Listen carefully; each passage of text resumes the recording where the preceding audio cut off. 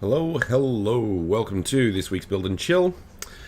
This session, I've been. Hello, Whoa. to this week's Build and Chill. This session will be. I'll always do something wrong. There we go. Okay, so in this session, we're going to be looking at the karaoke space. I'm going to be probably looking at some high quality chairs. So I'm going to be focusing sort of on the party room. Sort of to get a good feel for that, so we can start seeing how that feels with a bunch of people. And I've made a couple of updates since the last one, so I'm going to go over some of those in regards to the steps between sort of the very, very early block out and where it's at now. So, let's get into it. Let's go with that one. Oh yeah, wrong thing as well. Hang on. I'll get good at this one day.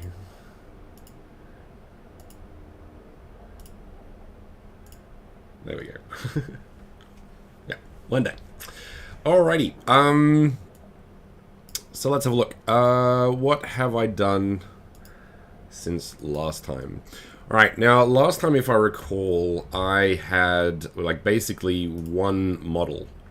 And this kind of had everything. So this had the counter and the thing here, all the chairs, the canvas, all of it was in one object. So between last time and this time, I've sort of broken that up a little bit. Let's open up Blender, so I can probably show this a bit easier. This one. Okay. So as you can see, there's a lot more assets in the space. So I've broken up those four things. So I've got the stage, the window, and the main space. So we've made those separate. I might put those into a collection, actually. Let's call this environment. And then I've started breaking up different assets. Now, you'll note that when I make them, I move them to the center. And I make sure that the pivot's in the middle using Control A. So all transforms, that'll put that there. This is a little bit more complicated than just a box. So I've sort of added a bit of shape behind there and that. Haven't unwrapped it or anything. I'll make this a bit better. But basically in the middle, so when I drag this into space, it'll be the pivot location will be in the center of this. So if I make more of them, it won't have that distance. So if I had this, let's move this there, the pivot would actually be here. So all unique assets I will usually put into the center of Blender with a pivot at the middle, just to have more control over that. Same here, we have a slightly more updated table. Just a simple one, not doing anything crazy with that one. We have a post-mix machine, because there's going to be many of them, so I just want to make one, and a really good one, and then instance that as a prefab. We have the counter. Once again, we got this. I still have to, I haven't actually put any materials in this, so the light under there isn't a light yet, so I'll update that.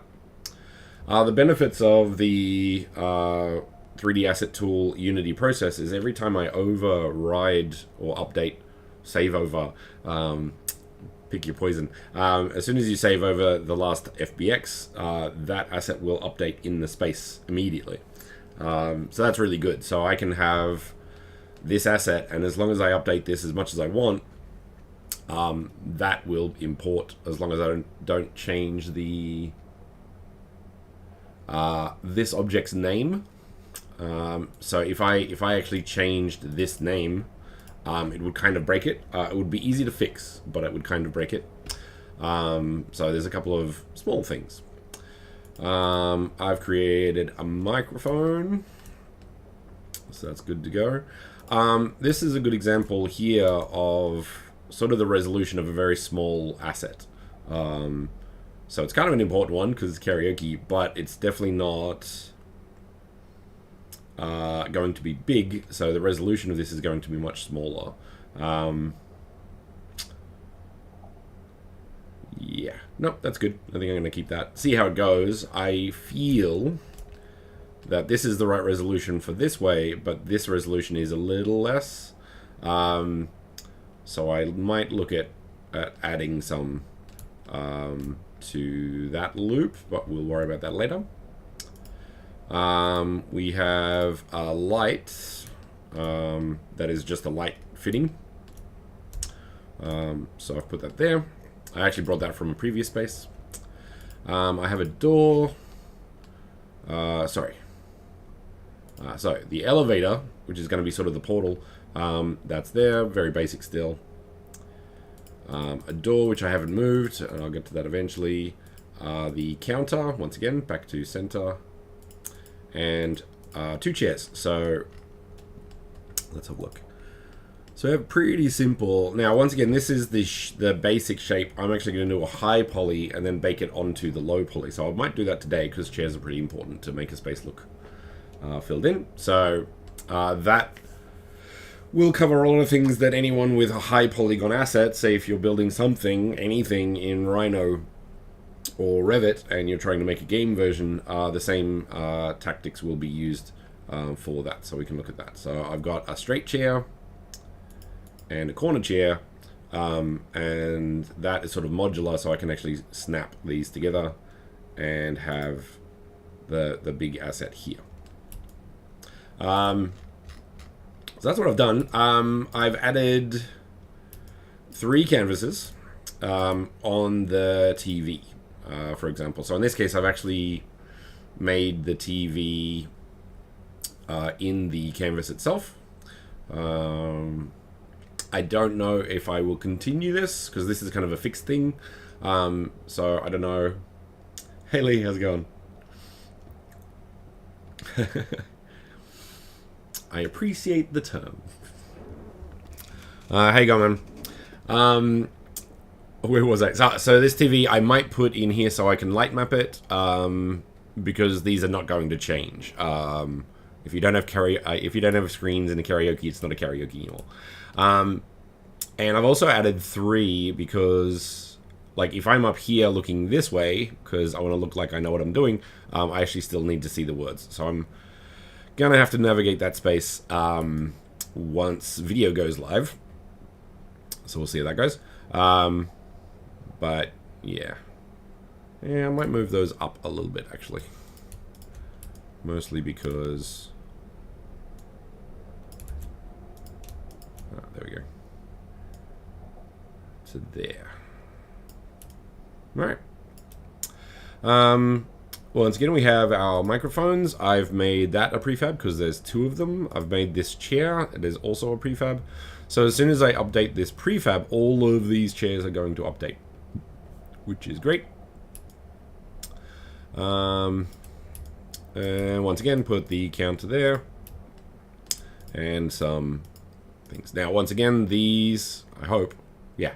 So because there's more of one than these, I've made that a prefab as well.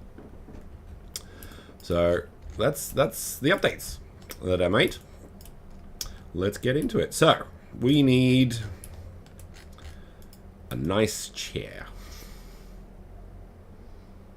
Yeah, we need a nice chair. Let's do nice chairs today.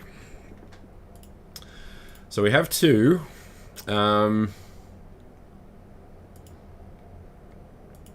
Now, how am I going to do this? I think I don't really need to sculpt it. Yeah, I think we're just going to use subdivision modeling with what do you call it? Things that do stuff. Subdivision, that's the one. To sort of create a high polygon version of both of these. So I'm going to duplicate these. Shift D. When I'm baking, this is going to break the thing in the space, but that's fine. Maybe we'll rename it. Maybe we won't. not too worried.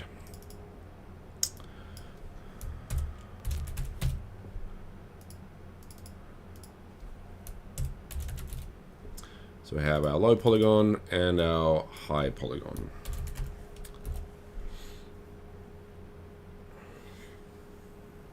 Yeah. So I'm going to hide the two lows, and I'm actually going to hide the... I want to do didn't name that one right. If you're baking in Substance Painter, you can actually do a thing where it will... There's a lot of karaoke. It's gonna be so great when it works. In Substance, if you have a bunch of different objects, and they're named correctly with underscore low and underscore high, Substance Painter can pick that up and only bake that asset onto that asset. Mostly other applications don't have that, so that's a useful thing. So it's one of those things where it's a useful skill to just get into the habit of naming things correctly, so less problems later if I go that direction. So that's why I'm naming it that. So what kind of chair do we want? Reference time. Karaoke chairs.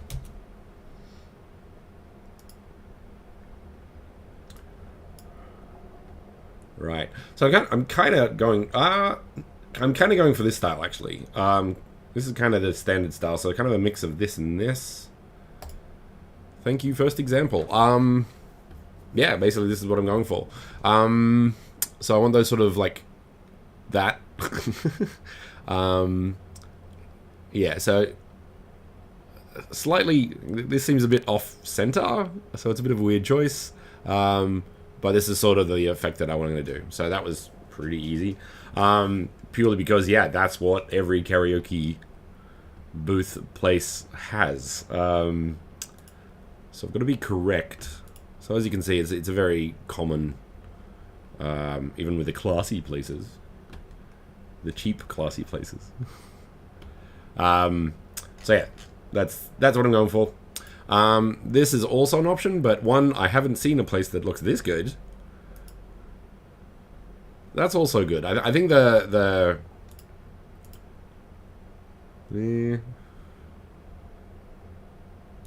what?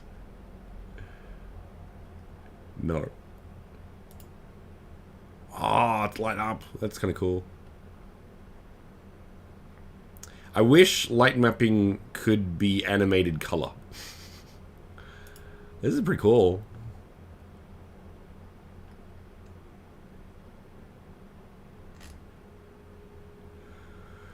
I was thinking if you had, what would you call it? If you had a low polygon model space with really good shader work, and probably light mapped information on an external site, so it's a few levels here.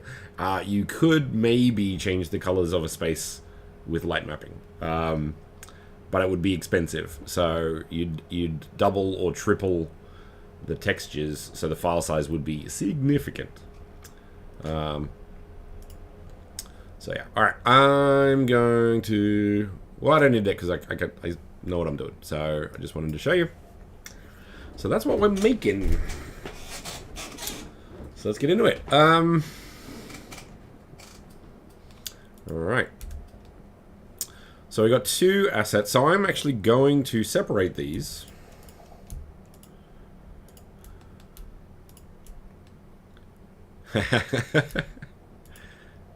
Is that in the public channels or is that just me and you? E.g., am I the only? Oh no, because I'm sure Lee's seen it. So separate selection. Okay, so we need to close these off. I can, of course I could. Actually, let's do it. Let's do it. What do you want me to sing?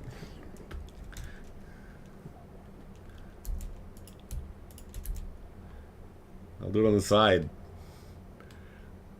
I have no fear, man. Everyone's like, I'm not drunk enough to do karaoke. Says, well, welcome to my reality.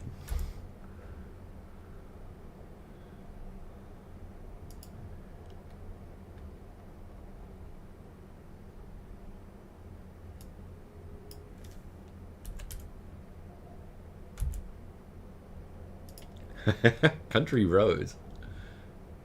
Good karaoke song, not one of my go-tos. Let's give it a shot. Why not? For copyright reasons. The thing is, like, I don't know the words well enough, so I couldn't really work at the same time.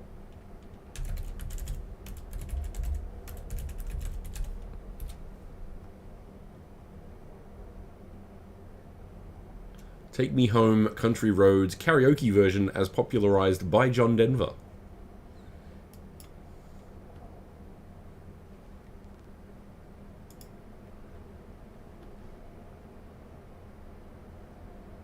Can you hear it? Tell me if you hear it. Can I hear it? There we go, okay. No! There we go. It's a very long start. I can't sing it, because...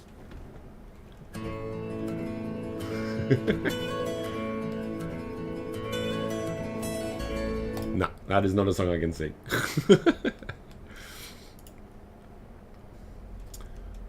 Karaoke only works when there's more than one person. Ah, that's a lie. You have a lot of people go. There's actually in like just up the road from me. Actually, there's a karaoke place that is designed for one person. So that is a thing that exists.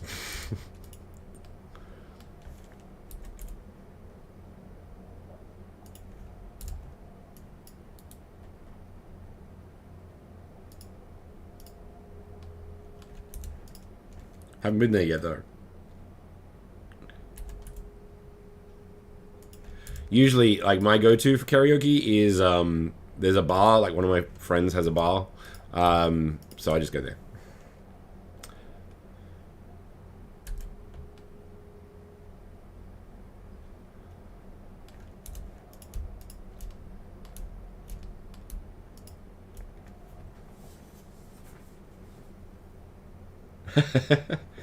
If you see a faded sign at the side of the road, it says 1,500 polygons at maximum.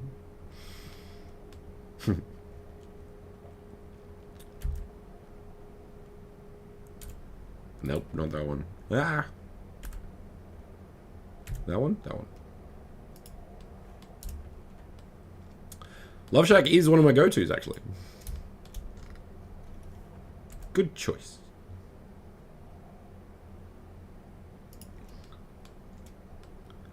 Why is that being weird?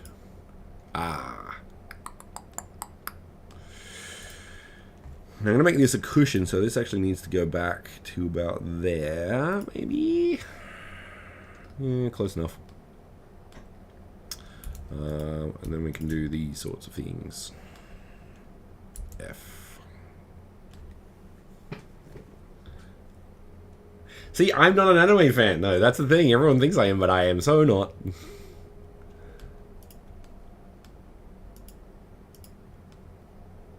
Ooh.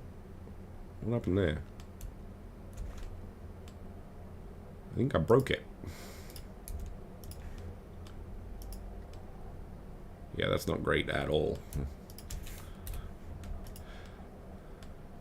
I have some friends who did, like the, what is it, Neon Genesis Evangelion song, like, amazingly well. It was like, that should not be sung by a normal person. Okay. I know of all of the animes that are available now, and there's a lot, I know Dragon Ball Z, I know One Piece, I know the Evangelion made movies. I don't know how many because the naming is just weird.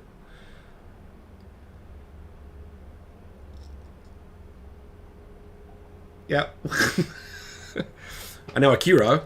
Like, that was good. Like, that was when I was kind of into anime. When I was in Australia, and they had anime on Sunday nights. That was my introduction to anime. So they had, like, Akira and Ghost in the Shell, like, all the originals. Oh, yeah. That's the thing. I don't like Japanese food. There's a lot of things that sort of say that I should not be living in Japan, to be honest.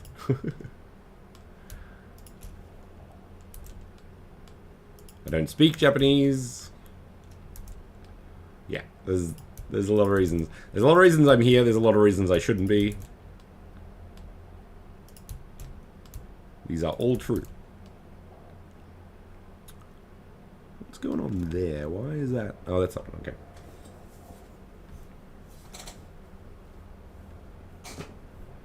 I don't even know what that is. It sounds complicated.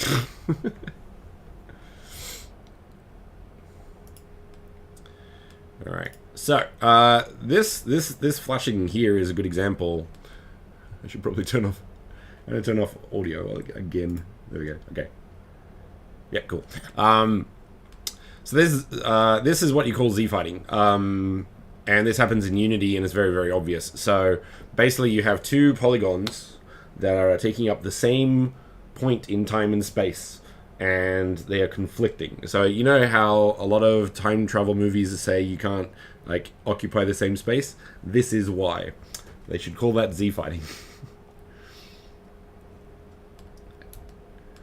I still don't know what that is. And I know Titan, Attack on Titan, because that's super big as well.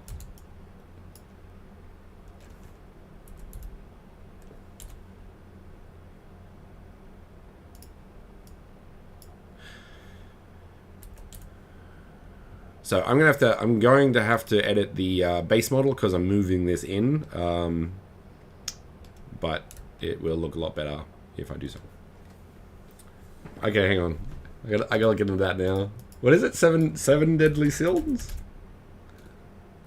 17 deadly sins? 7 deadly sins.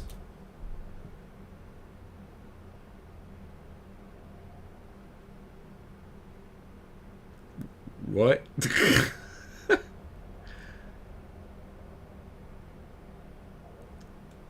Don't know it. I have no idea what that is.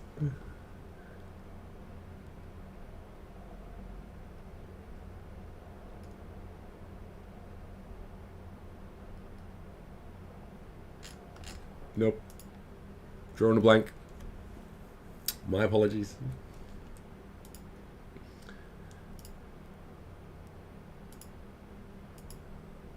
Just pulling up my ArtStation. Carol's things for inspiration. I don't have. Do I have an environment? I think I do, actually. Let's do that. My collections. Environment. Yeah. Let's throw that up. It's all stylized, though. Maybe I should do a stylized karaoke. Maybe I should do a stylized karaoke.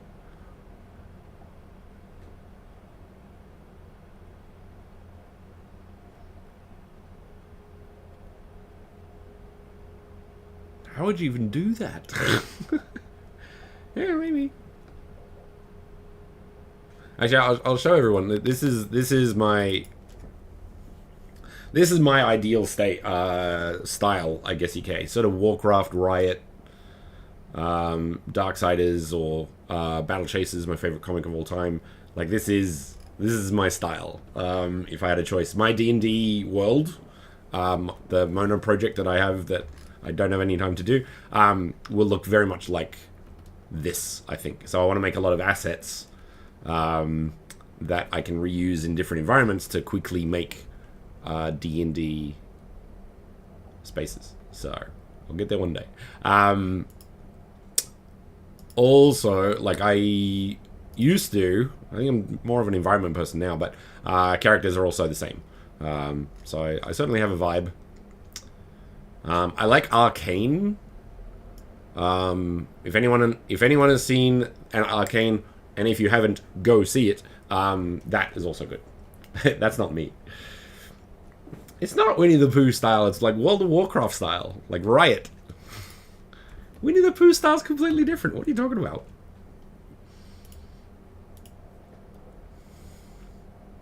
Let's go back to environment. I wish I drew a lot. Those are my favorites. Those are not mine. I need to get good. Okay. Alright, so we're gonna clean this up a little bit.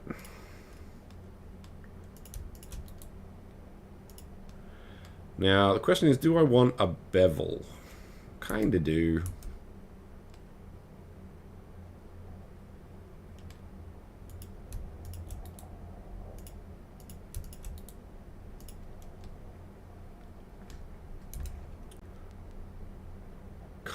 I don't even know what that is.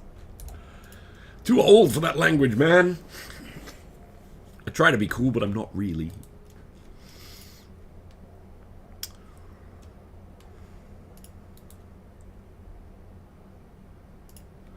Do I want a bevel? Yeah. So let's grab all of the blue. I don't want to bevel that. I just want to bevel these ones, so.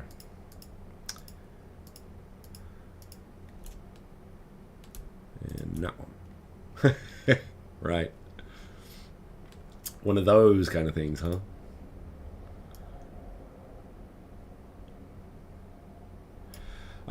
So when you do that and you do something, this will come up. If it's not, it'll be down the bottom. Make it big. And then you can like type in exactly how big you want these to be. So I got that precision if you want it. And then we have that, which kind of looks pretty good, but that's got smooth shade because you can see the seams. Notice how that is bigger than that. And this is a really good example of undoing that because I need to Control A and do scale. A lot of the time I'll do like all transforms, but usually it's actually just scale that will fix this. So do that again.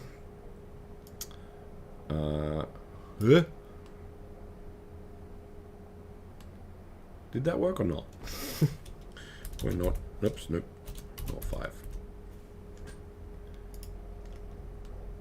Yeah, no, that's better. So notice how the difference is a bit closer. So transform will fix that. Now, because this is still on shaded smooth, if I just turn that off, nope, not on, off,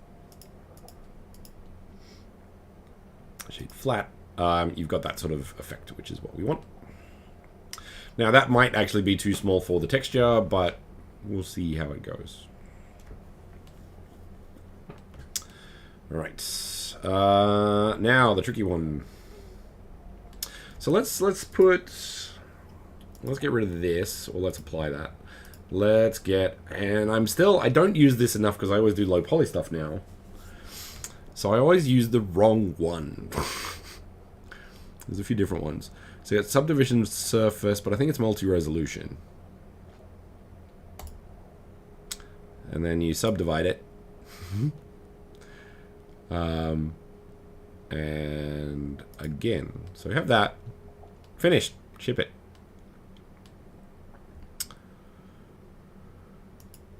Not ideal. Now we have viewport, so I can sort of go down, so when I render it, and the sculpt and all that sort of stuff, so that's quite useful. So when I edit it, it does this. So, I don't think this actually considers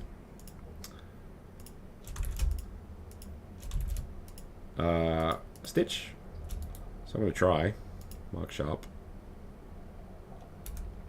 Yeah, it doesn't really pay attention to it.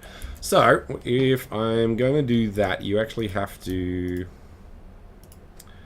just bevel all of the things that you want that to be. So I'm going to actually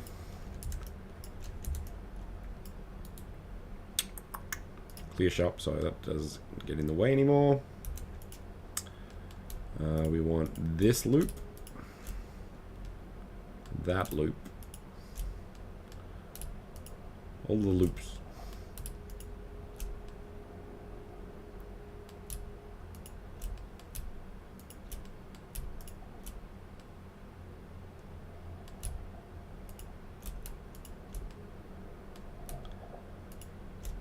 Not sure if those will actually be... We'll see how it goes.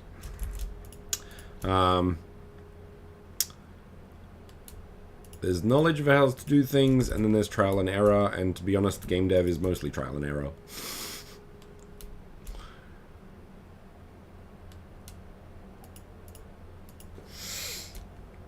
Posture check!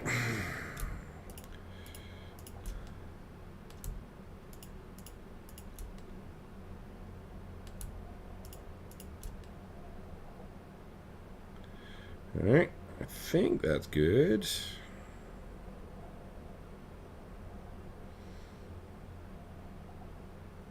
Yep, alright. And once again, bevel.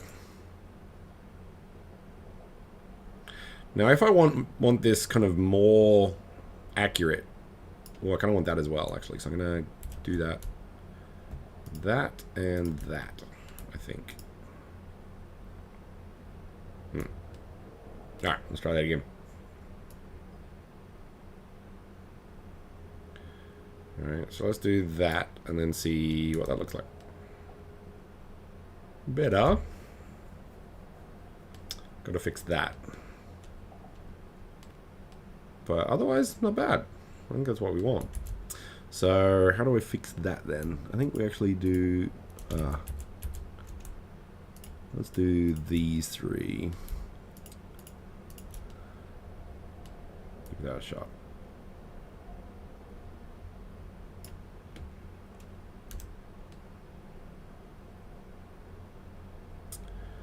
Better.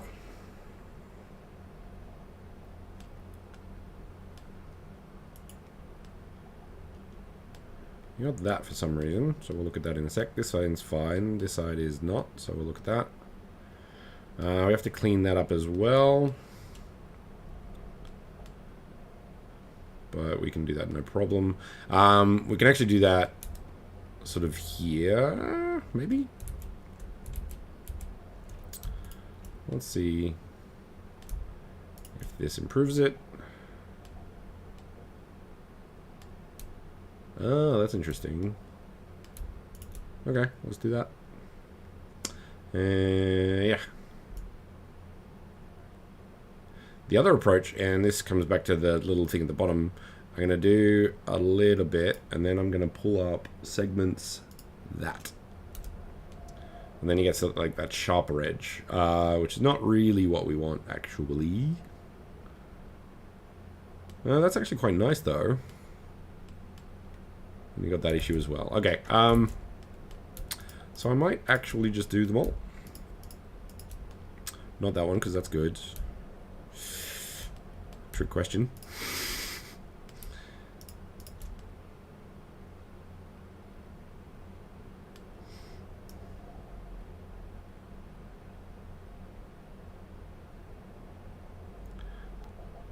Let's do kind of small, but gotta be exact. Now we're talking. Still a little sharp, so let's make that bigger. Like there.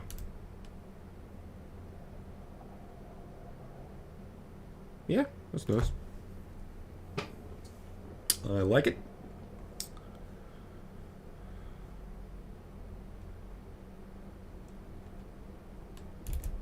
The other option is we actually move some of these a little in, so it's a little bit softer. So scale X. Nope. Y. Yeah. So that's nicer as well. Those are all good. I think I need to do something with this.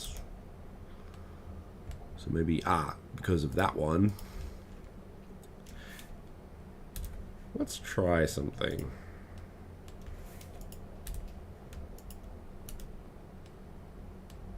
Yeah. So it's literally like where the line is. So if there's no line, same with this one. Like I can actually delete that. I don't need it. So I'm gonna dissolve the edge. That's much nicer. So a lot of subdivision is about kind of precision in a way. All about the lines. So I'm going to get rid of that. I'll delete these ones. And then I'll join that and that. Nope. At last. At last. Delete. Done. Alright. Cheers, man. Thanks for popping in. Right. Perfect. That's a little sharper than I would like. Oh, that's very clearly why. Oh, okay. Interesting. So let's... How can I can't really do this easily because it's... I need to stay on the thing, but also not on the thing. Ah, that's also very messy.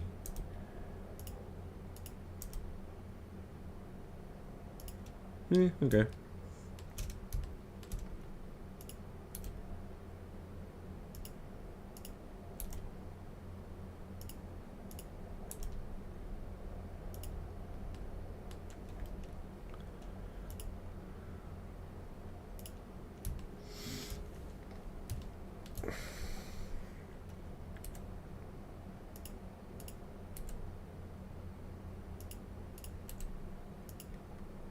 I could actually join those, because those are close enough. Let's see what that looks like, actually.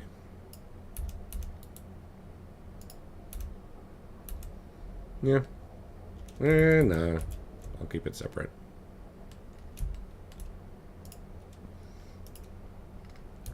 Just for that extra level of control.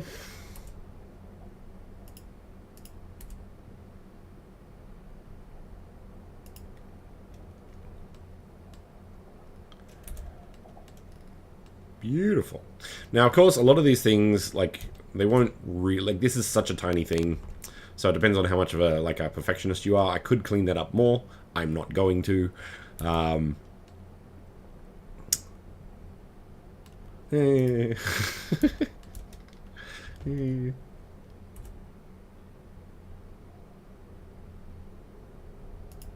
Maybe I will.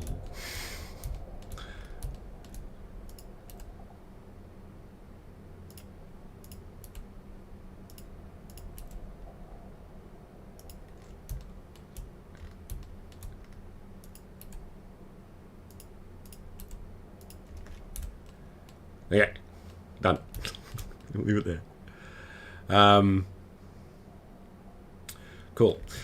So the next thing I want to do I want to... Yeah, I want to actually embed that one in. I want to sort of have that sort of like hook thing. So I'm going to actually need to model that by Control R, that. So yeah, Control R, click once. Actually, let's do that again because I always forget. So Control R on a line will make that loop. So you choose one. So left click to select it. I can... no, sorry. There's another step. So you can move it around. I haven't clicked anything. I can use my mouse to add those, which is super useful. So I just want one. I could do more, but we'll do one. And then you left click to assign, and then I can actually go up and down, and then right mouse click to stop. So there's a few options with that one. Now we just want this to go in, like so. And I might rotate it a bit, just to get that sort of level. Let's see how that looks. Yeah, not bad.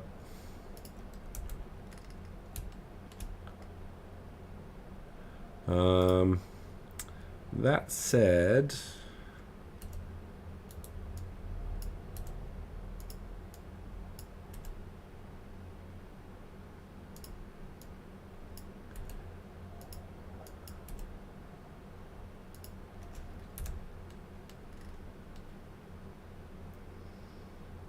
I kind of want it bigger though. I kind of want to make it more pronounced. So, wondering if I can just do it with these ones alone.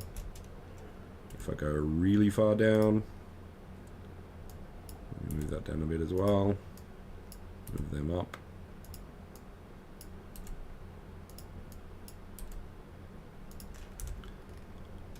Yeah, then you get that sort of thing. So I'm actually going to add another loop in here.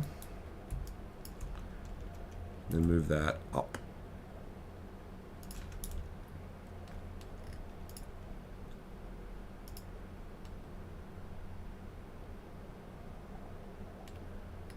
And maybe do the same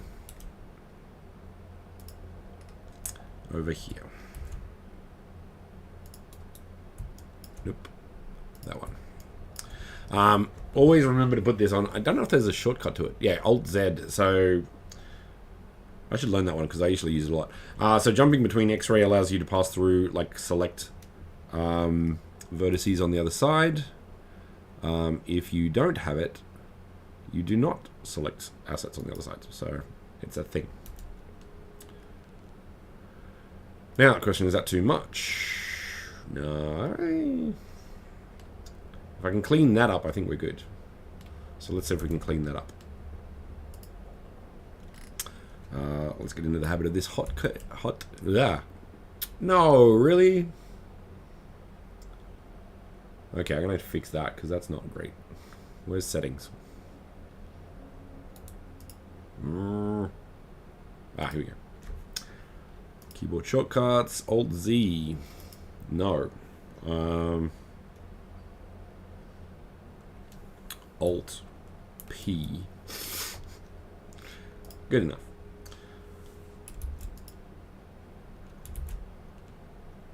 Alt-Z. There we go. Okay, so we need to clean these up a bit. So I'm going to move that up to there. Up to there. Up to there. Maybe even a bit more.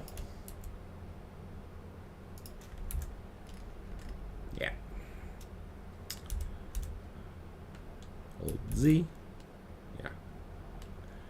Okay, so you got this. Now I could I could clean this up simply by sort of blending these together now, because this is the bit that needs to happen. Man, learning hotcuts sucks. So put that there.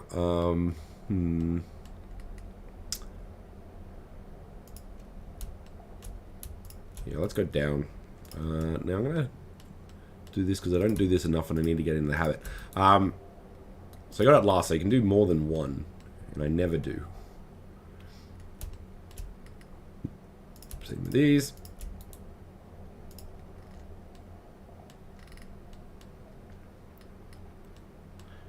Now the other approach, and I probably should have done this, is like split it in half and use mirror, because then I only have to do all of this once. But for now,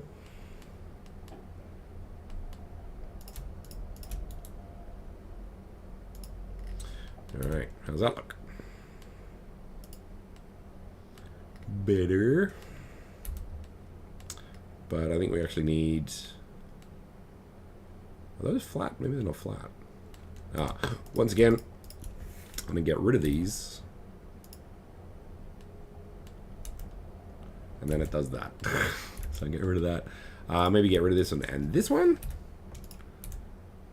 I think of that, but that's not too bad.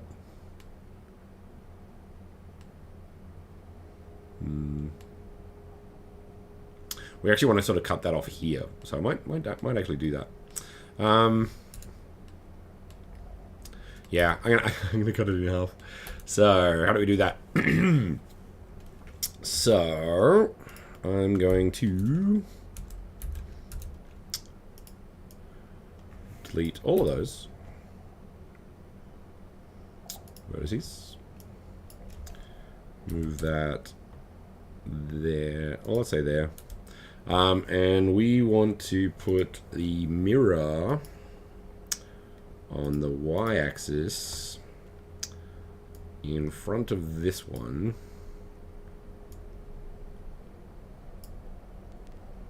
Why not?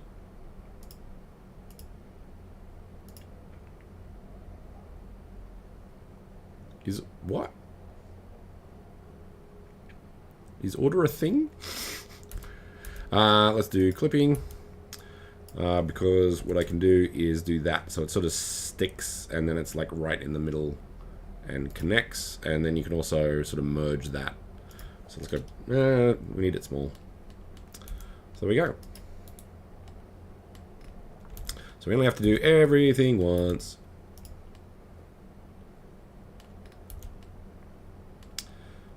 So let's clean this bit up a bit.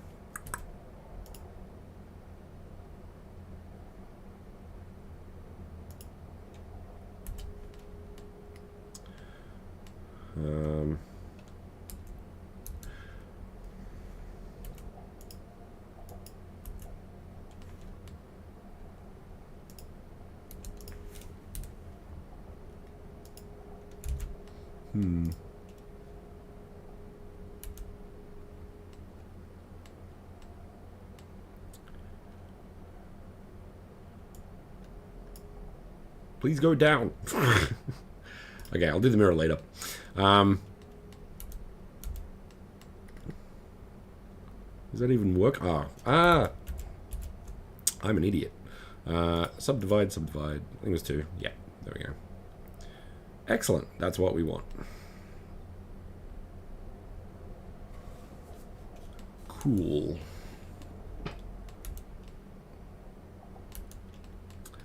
I do feel like I should fix this. Yeah. More dots than there are, so I can move some of those up. And probably connect these 2 points. So it's all nice and neat.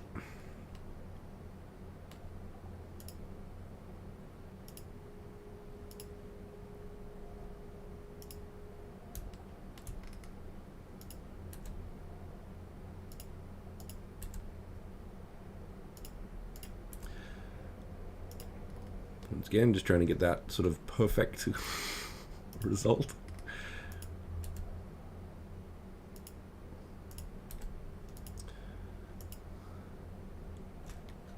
Yeah. Fantastic. All right. So we have our base shape. So I don't need to do those spots. So how do we do that? Let's make one.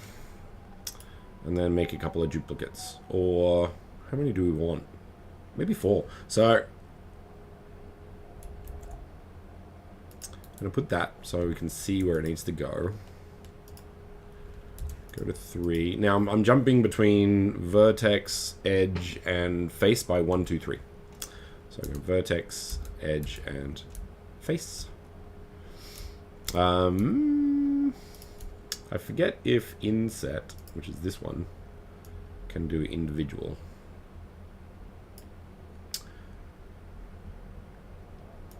Yes, it can.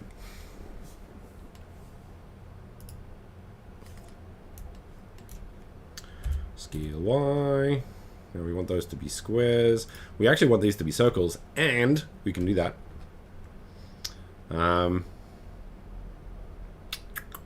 Yeah, let's try a couple of things just to add a couple of loops in there. Do we want more?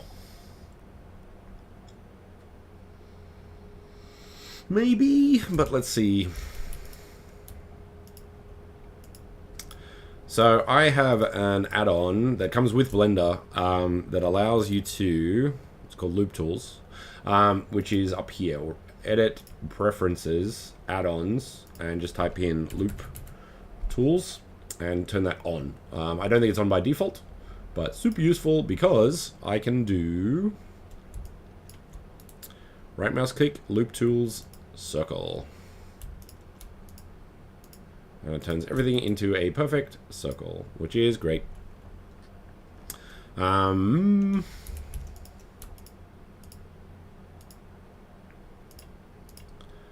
I'm hoping we can do this by individual origins. Yes, we can. Excellent. So we'll use this as the outside. So it's that's going to be the outside, then it goes in a little bit, and then up on the button. So for that, we can do this. Inset. Let's just do a few.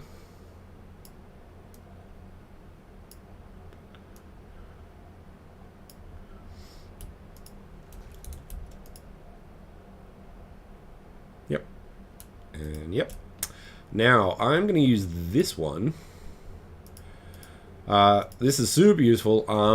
What it does is it sort of does a radius away from the selection, and it affects it in this sort of fashion. So we want kind of maybe sharp, and I'm going to go GZ. Now notice how it's really big. So up the top, I always get the direction wrong. So you got proportional size. Can you see? You can see. Can you see me pointing at the thing you can't see? So proportional size, and if I scroll down, that's up, and if you scroll up, that's down, and you get that sort of effect, which is super cool. And we need kind of smaller. Now, small note with this, because all of this is going to be basically, yeah, we're going to do all of this with a normal map. I don't want the button to be visible. So what I will do is I will push like distances a little bit further than they need to be, so the normal map looks a bit more obvious. So that's pretty good.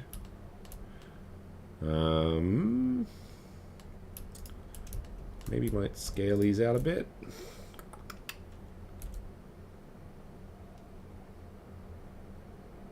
Yep. This one. And this one we're going to bevel because we want that to be really sharp. To the point where I'm even going to put a 2 in there. And we have the bubble.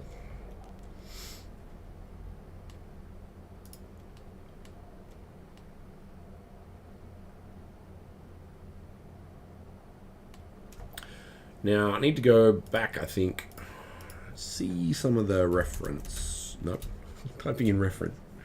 Give me reference. Karaoke. Cheers.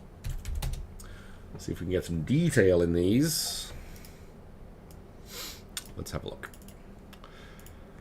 So, those are sort of like down with a line, which looks pretty good. I don't mind that. So maybe I'll add that a bit. Not a whole way around. I don't think that's what I want to do, but so a little like halfway to this would be good. And the sides here being flat, that like this is pretty cool. So maybe I'll do that. Any other ones?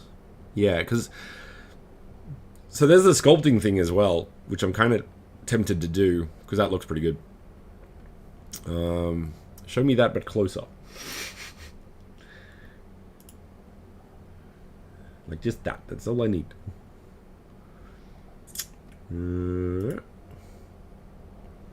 Yeah, so I think I'm going to need to do some sculpting. Because I do want that sort of effect. Because that looks real, like that sort of stuff looks really good in a normal map. So, move that over here. And get back into it. So, what did we learn? These go lower and maybe smaller. So control plus to do that. And notice how this is working all over here as well. So I think we need to make these a little smaller.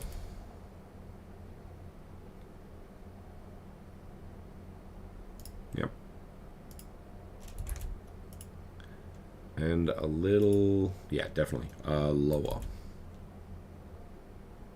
Maybe about there. Yeah, that's definitely more it.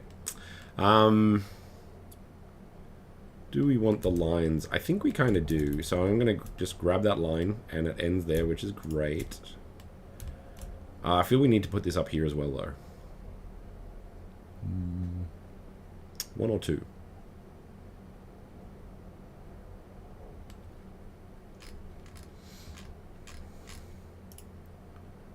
Maybe 2. Okay, so I'm going to... Am I going to cheat? Yes, I'm going to cheat. So I'm going to get rid of these ones.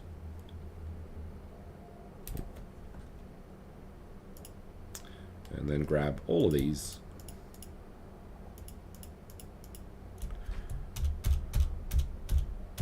Just to there, though. Shift D to duplicate. Rotate. This one we need to rotate together, which is a median point. Hopefully I snapped this rotation, because that's going to be great. Thank you, past me. You're a genius. A little bigger is better than a little smaller, so I'm going to get rid of that one and then move this up here as well. Maybe to there. Positioning is not too important, but that looks about right. That's kind of cool. Alright, and then we need to... I'm going to add another one.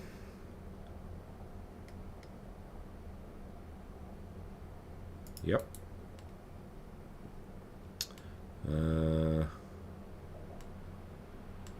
Yeah, I'm gonna snap that one to there. So I'm gonna grab this and put that there. F. Excellent.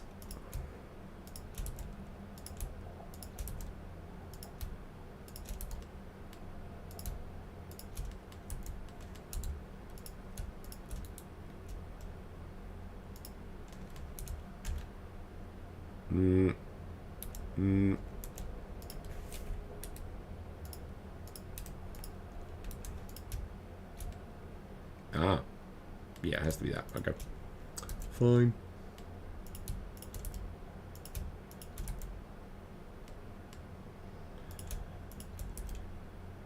Do we? Yeah, we kind of do.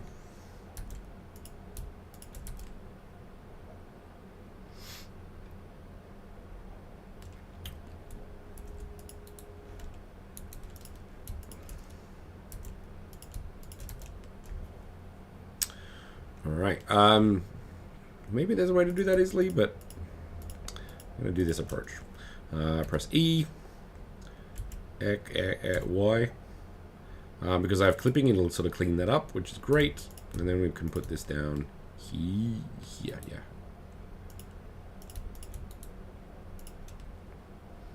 Alrighty. Beautiful. Cool. So that's sort of like, let's say that's this like the secondary level of detail, and now we're sort of getting to the tertiary, which is like the sculpts and the creases and all that sort of stuff. So I can actually get rid of that one. I might actually, yeah.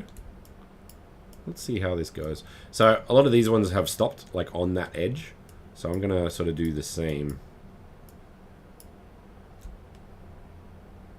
There's one on the front.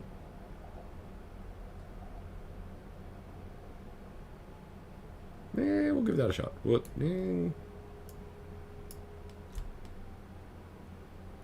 Yeah, let's get rid of...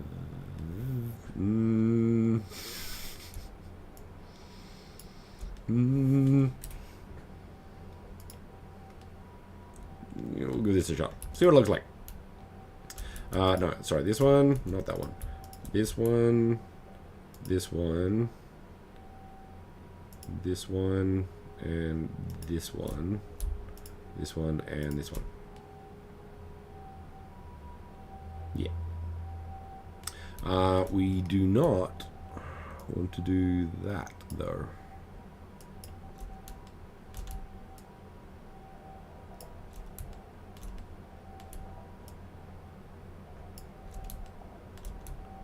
I should actually... Ooh. Yeah, it will actually be better if I separate the buttons. So I'm going to make these separate, and then I can just not worry about trying to. I keep... And I do this a lot, actually. I keep trying to create assets as one asset, and it really shouldn't be. Especially with the high poly. The high poly does not matter. I can do whatever I want. It could be terrible. The polygons, the edge loops, as much as they are useful, I don't need to do that. But, like, that said, edge loops are very useful for improving your speed and process. So, use them, but you don't have to. So, there's that.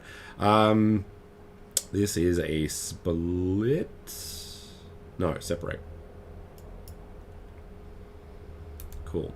One thing that I do like about Blender is when you split things, it keeps all of the assets modifiers and stuff. So that's really cool. So let's just hide them, and then we can sort of focus on these ones.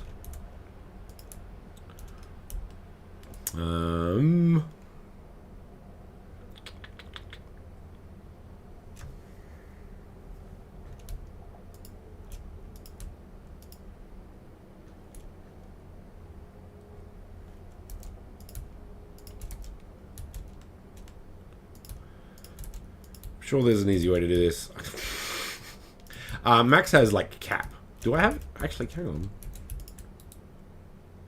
Cap holes. How do I cap holes in Blender? I do not know this. Let's find out.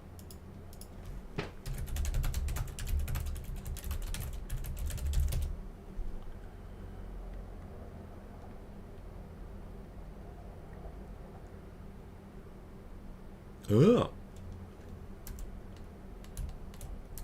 Ha! Okay, that was easy. It's F. The one I've used all the time for all the things. F. Well, that was easy.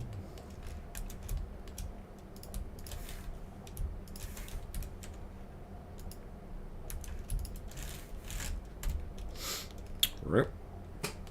So we have that. And then we have... Oh boy. This one? Yeah.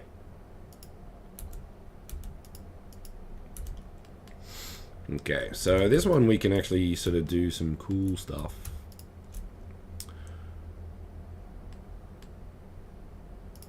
Basically, where is it? Scale it down. Nope, we want to turn that off because we don't need that anymore.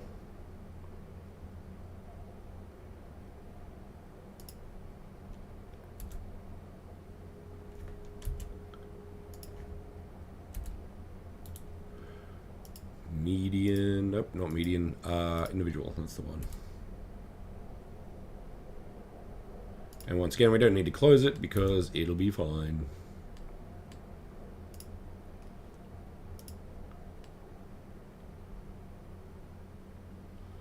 Cool. Same with these guys.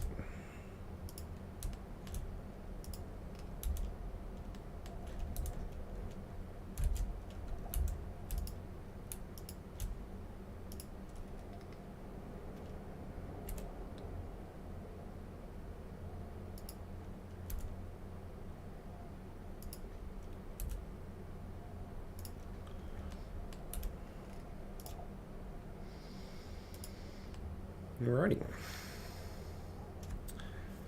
Now, go back to this one and sort of do this idea.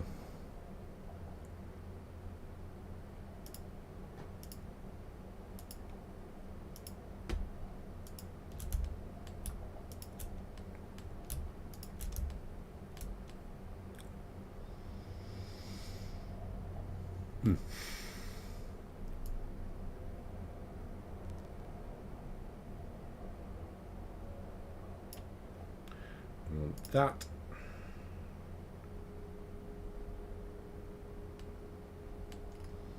Cool.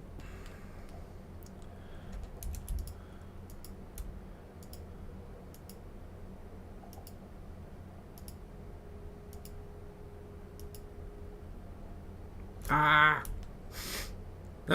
We can do that pretty easily. So I'm just gonna.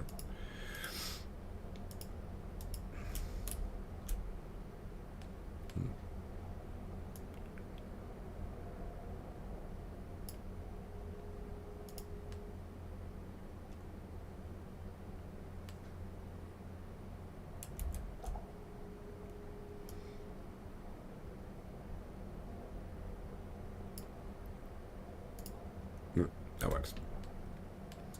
See, it's already looking like that sort of effect that I want, which is excellent. So happy I've gone this direction.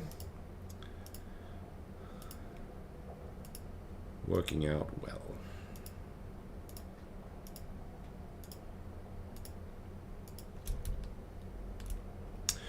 All right. Now the problem with a lot of these ones, this and this especially, is I can't just go down. So there's no easy way to do this apart from not the way I've done it. So I'm going to delete those ones. Delete those ones, all of them. Yeah, I'll add that one as well. But we need to get rid of all of these as well. So we can go down.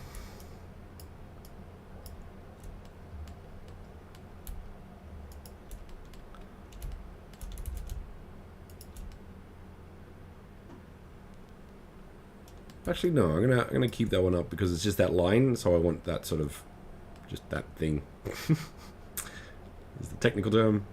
I'm also gonna get rid of these ones because I want that to be like exactly there. This one, yeah, I'll leave it for now. Let's go down.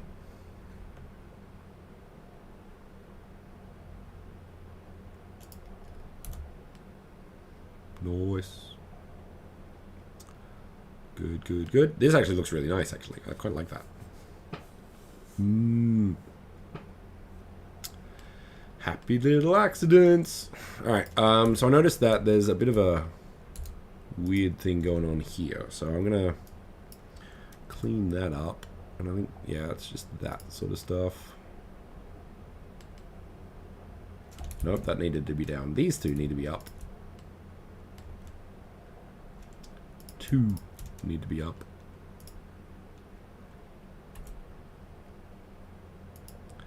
It could be up a little bit. Maybe these, I'm assuming there's more than one, can go down.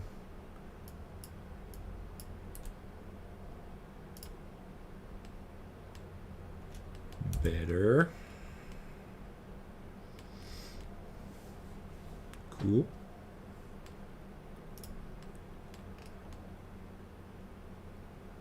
Yeah, that's nice. Yeah, that actually looks better than I expected it to be. So, excellent.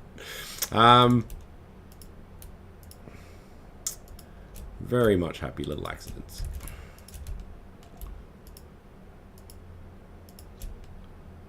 Now, once again, because I know, get rid of that. No, that one I need. That one I don't. And this as well. Once again, make it X-ray, so I'll make sure I select all of the things that need to be. That one's the one line. Once again, that and that are not included. And we're good.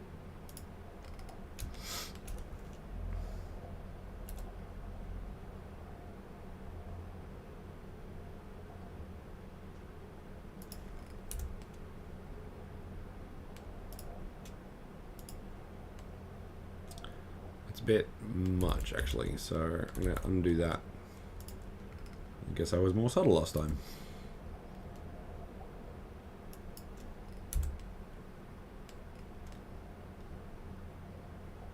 Even more subtle than that. Did I just not move it?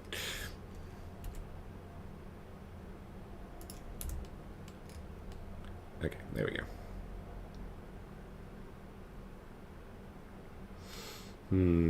Do I want to straighten that? I think I do. Easy to do.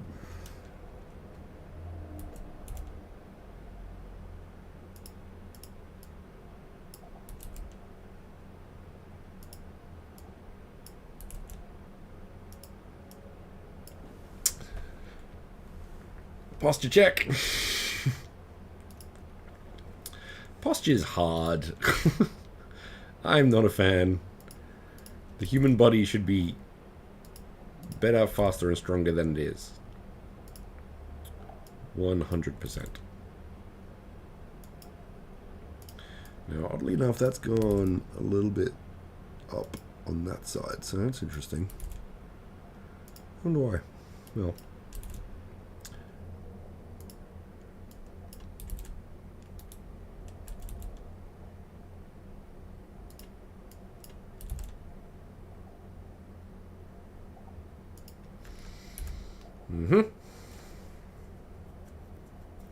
We have a chair. Now, what's going on in these? Why are these? Because they're not forward. Okay. Same with them. Now, the interesting thing with normal maps, once again, if you, like, this could be, like, up here. And as long as the projection is correct, it'll be kind of right. So, these sort of things you can be quite fuzzy with. Because the normal map is, like, literally only what it projects down. So you can use that to sort of save a couple of steps. It's a bit weird to get your head around, but once you do, you're actually more powerful. So highly recommend it. So I'm not trying to put it in the pocket properly. I'm just going to put it up the top there. And that'll project it properly. The other element is maybe ambient occlusion maps. Like if you're making that, then maybe there's a few issues. So keep that in mind when you're designing your assets. But for now, I'm going to give that a shot. I could move it back if I need to. So that's cool. All right. The last thing we need to do, basically, is the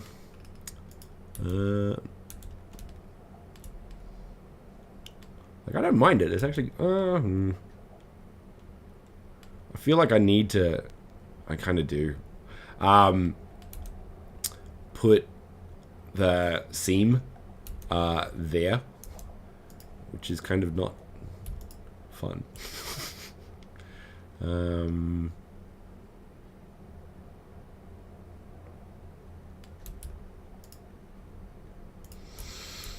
Yeah, I think I have to do it.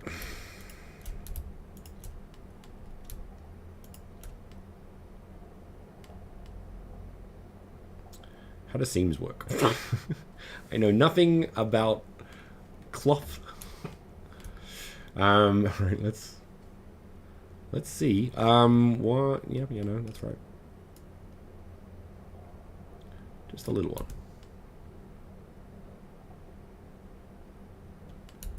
Okay. Let's add a loop. Let's move that out a little bit.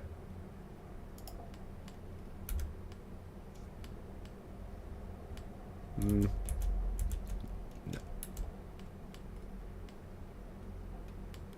Yeah, this is getting a little because of that. So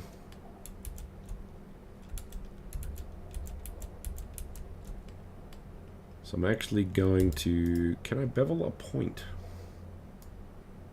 No.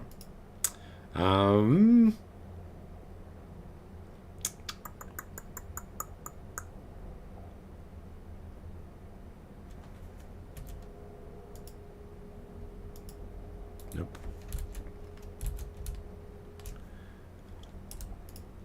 Oh, hang on. That's a thing I need to look at.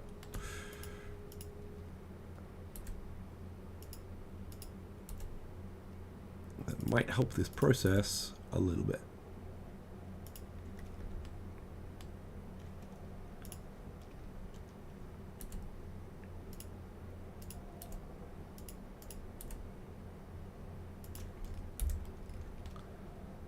Yeah, better. Cool. All right.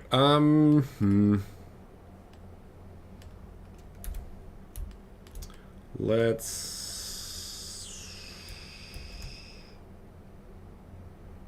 add that and see if this helps that particular cut thing. Yep. Much cleaner. Does this have them as well? Yeah. So let's cut two of those. That and that.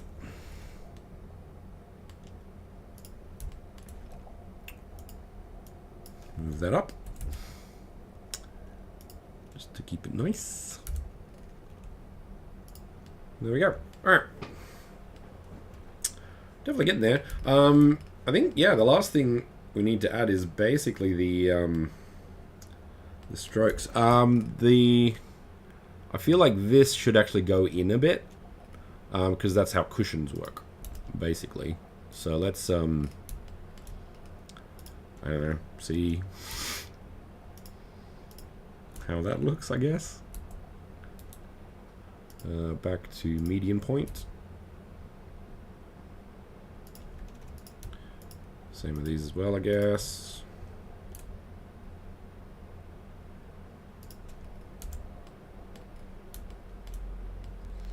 That looks a bit better. So maybe a bit less of that. So like an in-between. Well, what happens if I just do that? Oh, that's nice.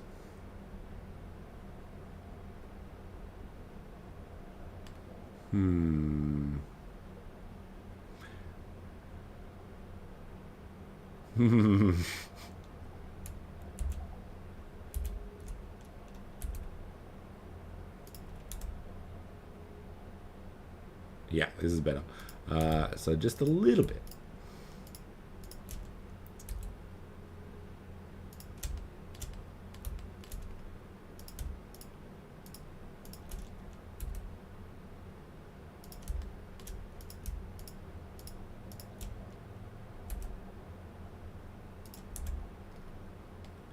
Yeah, cool. All right. Last thing to do is the sculpt. So to make that really cool. The problem is I don't know Blender sculpting. I need to like spend a day transferring all I know about ZBrush to all I know about Blender sculpting. So let's save this and give it a quick shot, and if that doesn't work, we'll go to ZBrush, I think. I think that's a probably good way to go about it. Top view. Hide everything else. And then let's duplicate this one once again. I don't want to undo everything, so let's call this sculpt and then hide the high. Okay, now I'm willing. So fantastic.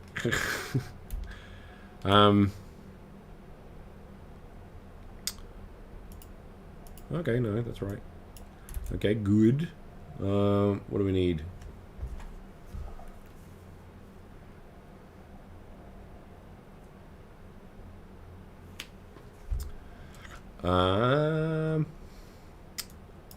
Kind of that. But it needs to be sort of smaller. And I might actually need to subdivide more. So subtle.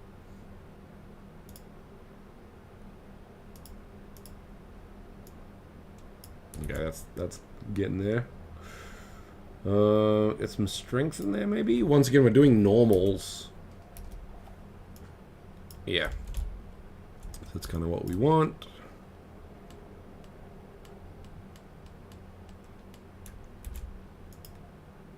Yep, I'll use a tablet in a second. Maybe a bit bigger. 25.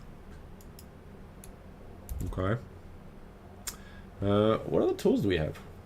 Clay thumb. Alright, okay, that pushes it. Does it push it? Okay. Layer. Inflate. Inflate, maybe. That's a bit nicer. I like that one. Smooth, flatten, fill, scrape. It doesn't do much. Multi-plane scrape. Pinch. We'll probably get to that in a sec. Grab. Okay. Elastic deform. Fun.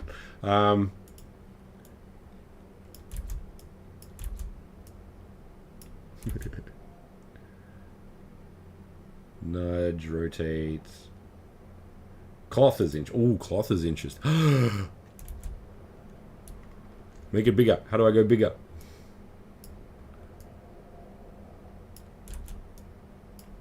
Ooh. That's a fun one. ZBrush doesn't have anything like that. It might now. I haven't used it for a while. But that's cool. Okay. So much sculpts. I think it's just the main one, to be honest. Oh, no, what was the other one? Oh, it's sharp. Ooh, that's cool. Yep, we'll use that later.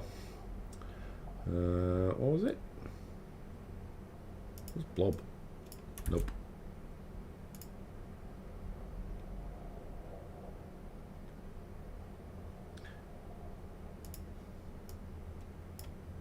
Alright.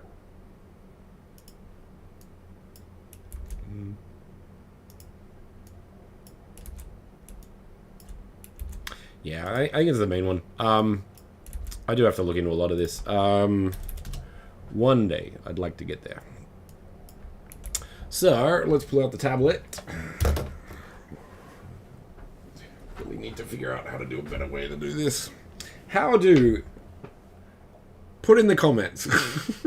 Or answer now if you're here.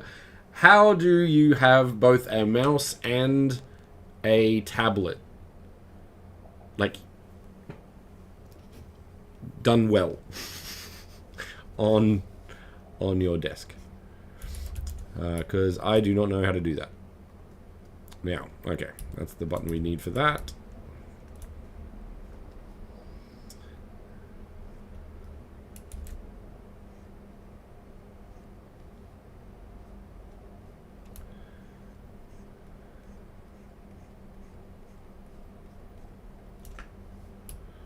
So that looks all right.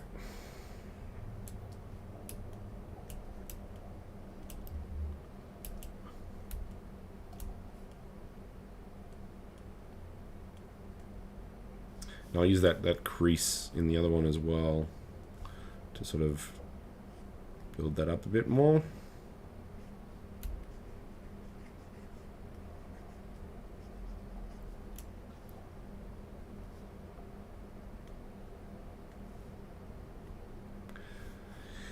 How do I...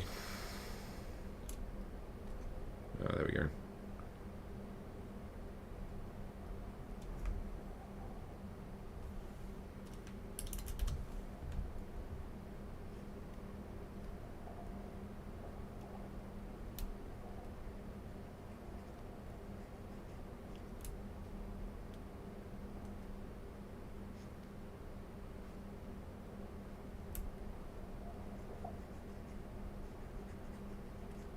Where was that crease one? Because that was pretty cool.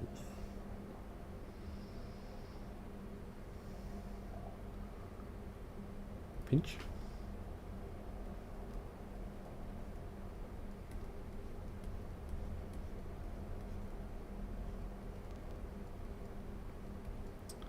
Subtle. Can't see it. Sure, it's better. This one? Nope. Nope, definitely not.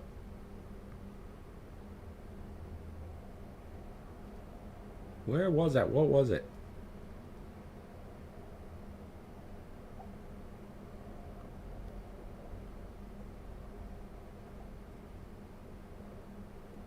Paint? No.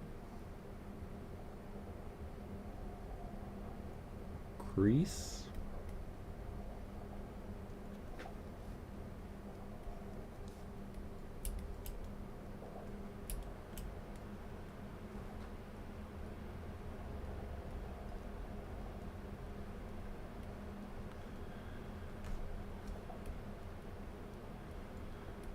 Yeah, maybe that one. I'm hoping. Yeah, see, that's a bit much. So if I just smooth everything.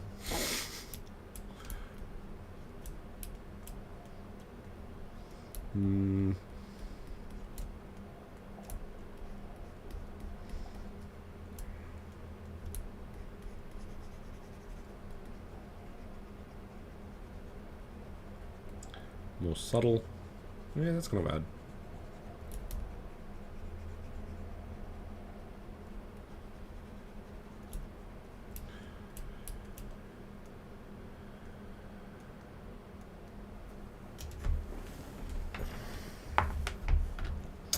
Do I like it? Kinda. Do I like Blender sculpting? Maybe no. Like, it's the wrong color, right? And because ZBrush uses what do you call it, matte cap, you can get sort of better effects with how all that works. So the thing is also, if I move that down, that might actually make a difference. So let's do that.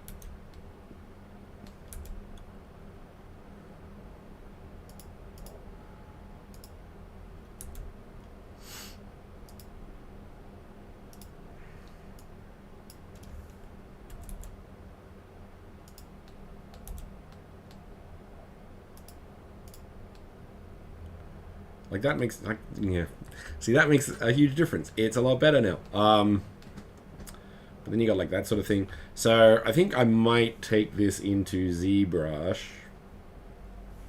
and do that over the week. It'll take a while, especially with all these points. So, I'm going to do that off stream. But we're in a position where I can sort of, so I'm going to get rid of this one. Delete. Add this one back. Nope, this one back. Yeah.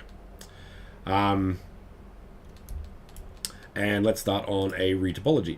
Now, note that, and this is very important, what I'm going to be doing now is basically what you would do on any high polygon asset.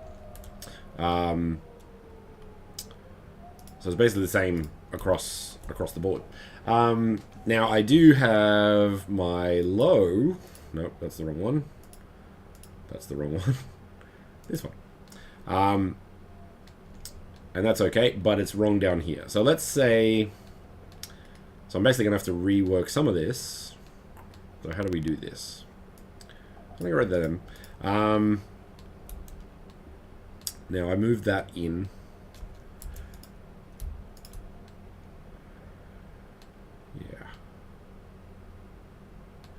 And I think I can do this one. Yep. Excellent. That one's actually, it's really useful. I need to use that one more often. I think there's really cool stuff that you can do with that one.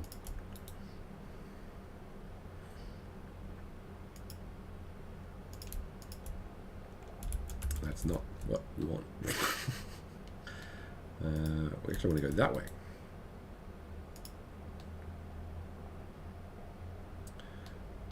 That one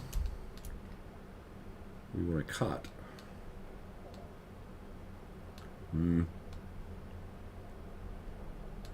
as good as it could have been. We'll Still not bad. Okay, let's delete that one. Let's delete that one. Those are straight, but they don't look straight. Ah, okay. So we've got that and that. So this needs to go lower.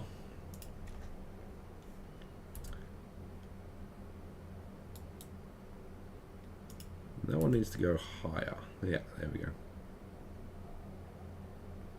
But straight down. So a couple of problems there, but you can figure them out as you go.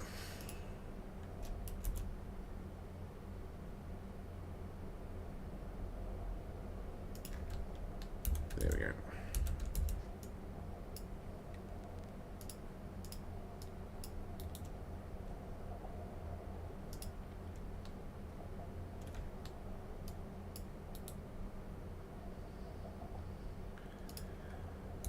Okay, we can sort of just word these. What am I thinking of? Yeah, so that's what we want. We might have to split that one a little bit, and this one. But for the most part, that's a good start. We have to do the same as this side, but I'm actually going to mirror this to start because there's a fair bit of work. And then I'll get rid of that line later. So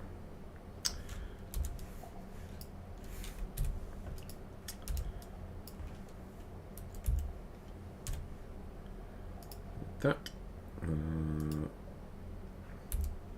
can only apply modifiers in object mode, so note on that one.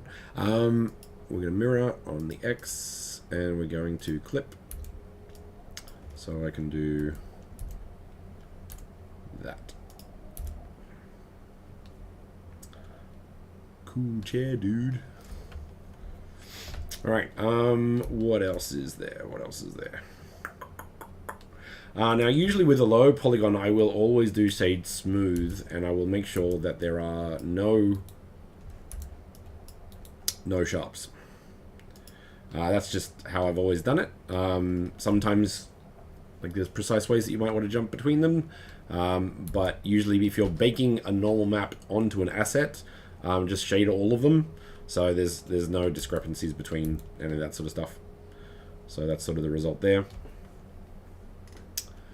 Once again, get the high in again.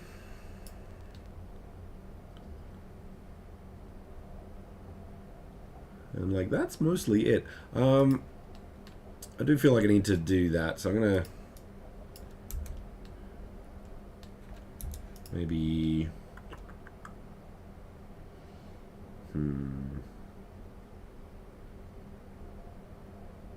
yeah, I think I'm just going to bevel that one particular thing.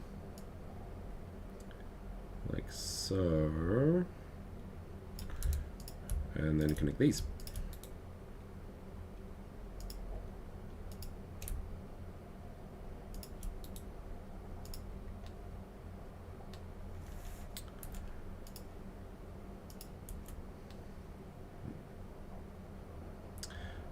Just make sure all of these are okay. Seems alright.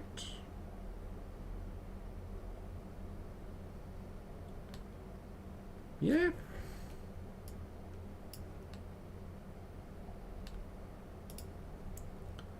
Let's go with this one. I might add another polygon in there just to smooth that out a bit more.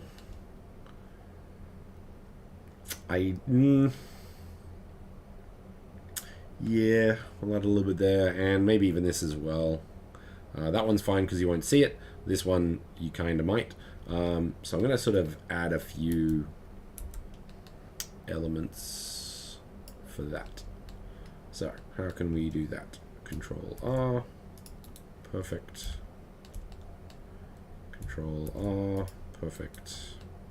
Now, it's just that bit. I don't need all that. So I'm actually going to merge that there, and then just delete those two.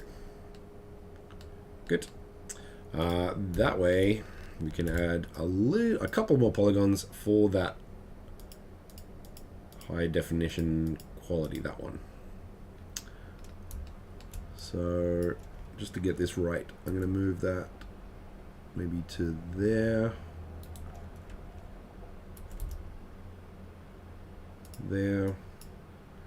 Move that one to there. And then move this down.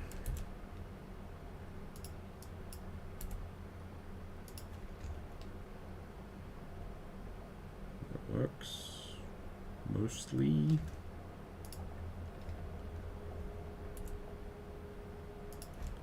Might actually add another one as well.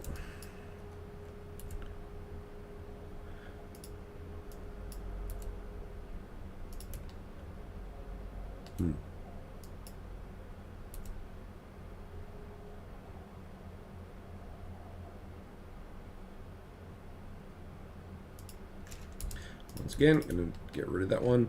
So the low polygon is all about the silhouette, especially when you're baking an asset. Not that one. That one. So this I want to sort of add a few, but then you have problems with this. So it's kind of like a balance between. Actually, I'm just going to use knife and get rid of that one because it's getting a bit interesting. From there to there to there. We can delete that one. Yeah. Now, if I want to, and this is where the retopology comes in, if I put this on with face, and show the right asset, there we go. I can basically press and it will snap to the actual object. So this would be sort of more accurate. A bit softer, but maybe this is actually okay. Kind of interested to see how that looks. So that will be more accurate to the asset, which is kind of what you want. So I'm going to sort of snap all of these to the assets. At least the start anyway. And then I'm going to clean it up in post.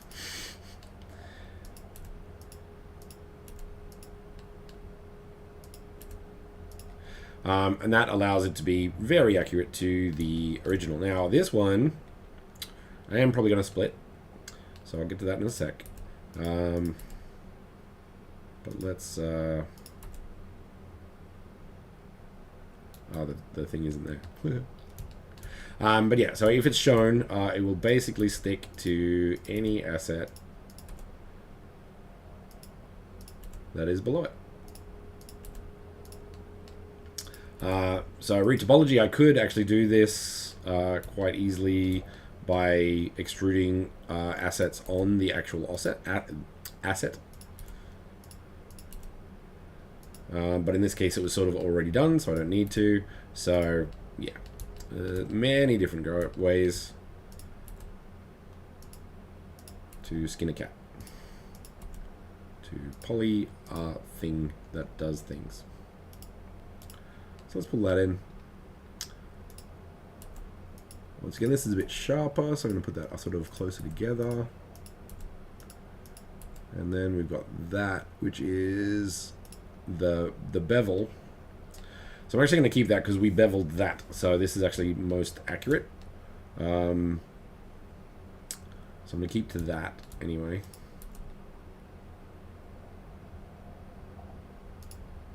Once again, just getting a better idea and then changing it with the tools a bit later. That one, thank you.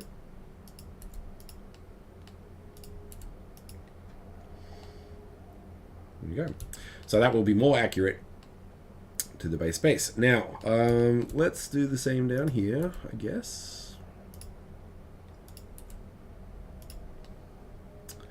And then we need to look at this shape. I am going to keep this one asset though. I could split it up into a base and not base, but I think it's important that we do. So let's sort of grab some of these and move them around. I'm going to turn that off.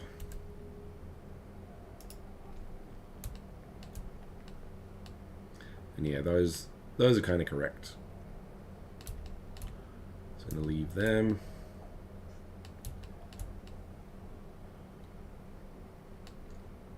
Because that's all good. All right. I will usually find that I have to, I have to do a bake before I realize how good this bake is. is one way to describe it. So I will always find that I need to sort of play around with the assets in both directions. So I'll sort of go that way, see it, go back, tweak it, go back again. And nowadays it's actually much easier to do that. Like before the tools got really good, like it was kind of very one-directional. You could go back, but you would have to sort of start from scratch. But now you can sort of bounce between sort of the baking and all the rest of it. So it's come a long way, which is awesome and saves a lot of time, which is really cool. So let's do that. Maybe not as big, but clean that up because I want to add. Yeah, I do want to add one more in there.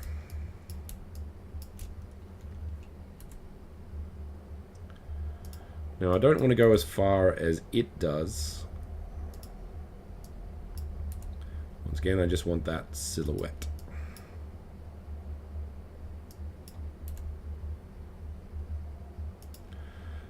The closer it is to the original asset, is the bake is going to be better. So finding that sort of sweet spot on the low poly to the high poly is a good skill. But yeah, that's good. I think that's it for now. Okay. So I can apply that, and then I can just get rid of this one very easily. Dissolve edges, and then we're good. Now, next thing we need to do is texture this. So let's use some what do you call it? Unwrap UVs. So when it comes to unwrap, we're going to use seams for this sort of thing. So there's very little what do you call it? What do you call it? Stuff. Warping. Warping? Yeah, no, that's right. So basically what I'm doing is, if you had a cube, imagine you had a cube, and I wanted to flatten that cube like a origami, or sure, origami. So making a cube of paper, and then I want to fold that out into a flat surface, and that's what basically you're doing with unwrapping. So what I'm doing is sort of defining where do I cut the asset to unfold it to that flat thing. So for example, I know that I sort of want that, and that to be three things put together, but then I need to cut this. So with a bit of practice, you start picking up sort of where is the best place to cut. So I'm going to right mouse click and go mark seam, not mark sharp, which is red, and then I'll go to UV editing, and I'm going to hide these because we don't need them. And then I'm going to select the faces. So this is the UV at the moment,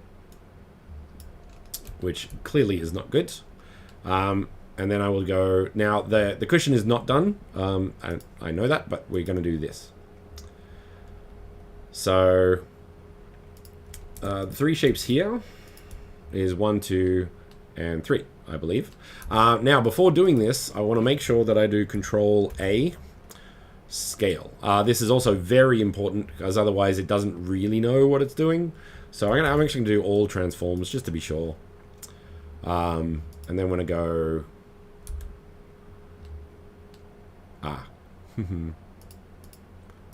that might help. Unwrap. Yeah, so that's better. So this is the effect I wanted to do, but there is a seam here which shouldn't be. So that one there. So I'm going to clear seam and then try again. Unwrap. So this is the sort of effect. So we've got the effect. Now I could... No, I like that. We'll see how this goes. So the thing is, basically, we want to get all of this to take up this one box. As much of this space as possible. I may cut this as well so I can move these around. Actually, that makes more sense. So I'm actually going to... Yeah, I'm gonna cut these. So mark seams. Put that in. Unwrap. And then I can do things like... that. Which is much better use of my texture space. Because then I can make that really big. Now, this unwrap is really bad. Unwrapping is... I've come to actually kind of enjoy unwrapping. It's kind of like, okay, how can I pull apart an asset as precisely as possible? And it's a bit zen, actually. I don't mind it. So it's quite fun. I used to hate it. But now it's like, it's alright. Which is good, because like unwrapping is extremely important. Unfortunately. Okay. So what you want is in Substance Painter or the texturing application, seams will split the asset. And you can usually see the seam. So it's a balance between not warping or stretching the asset while having as few or less obvious seams as possible. So with the back here, this is okay, because this is a square object. But this object is all curved, and I want everything to be the same. But as you can see in this, that's really warped. So can I actually see that? I think there's a way to show... maybe not. Maybe there is, but I don't know how to do it. So yeah. So that's like the front, and this is going to be bad because that needs to be straight. So how would I do this? Now that's going to be the front, and this is going to be more the side. So I'm actually going to go here. To here. Here. And this is also kind of where the seam of the cushion would be. So that actually works out in my favor, which is great. So mark seam. So as an example, once again, we have our... and we have this. So this is now less stretched, whereas this is super stretched. So you'll note that at some point here... yeah. If you click this arrow, it will show, if you've selected something in this, it will also select on this. So I can see that, yeah, there is the problem. So turn that off, go back to full, unwrap. 0, nope, that goes over there. Which one? Where'd it go? Here. So a lot less problems, but we do have the seam. But that's fine, because that's where the seam is on the asset. So if I have a texture that goes over it and it misaligns, which it will do, because that's the seam, it's fine. Because that's how it's meant to be. So, yeah. A lot of those sort of decisions. So once again, we're going to go on this side.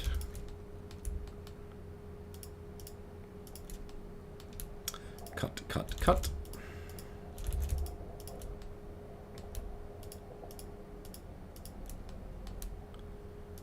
Now, this isn't ideal. I could... Ooh. I will. Okay, hang on. So in this case, I'm actually going to edit the mesh and change the quad purely so I can have a better seam. So I'm going to knife that. Delete that. And same here, so I can get that seam across there, which will look a lot better on the asset. So I'm going to mark the seam there. I didn't do it.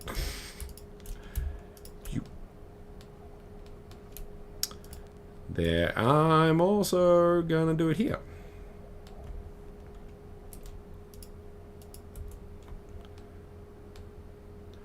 Yeah, I don't need to, but I will. Yeah, so that seam wouldn't look great, but if I put a seam across here, that's going to look much better. So I can get rid of that one. Clear seam. Mark seam. So yeah, the seam's there. Looks like a seam. Much better.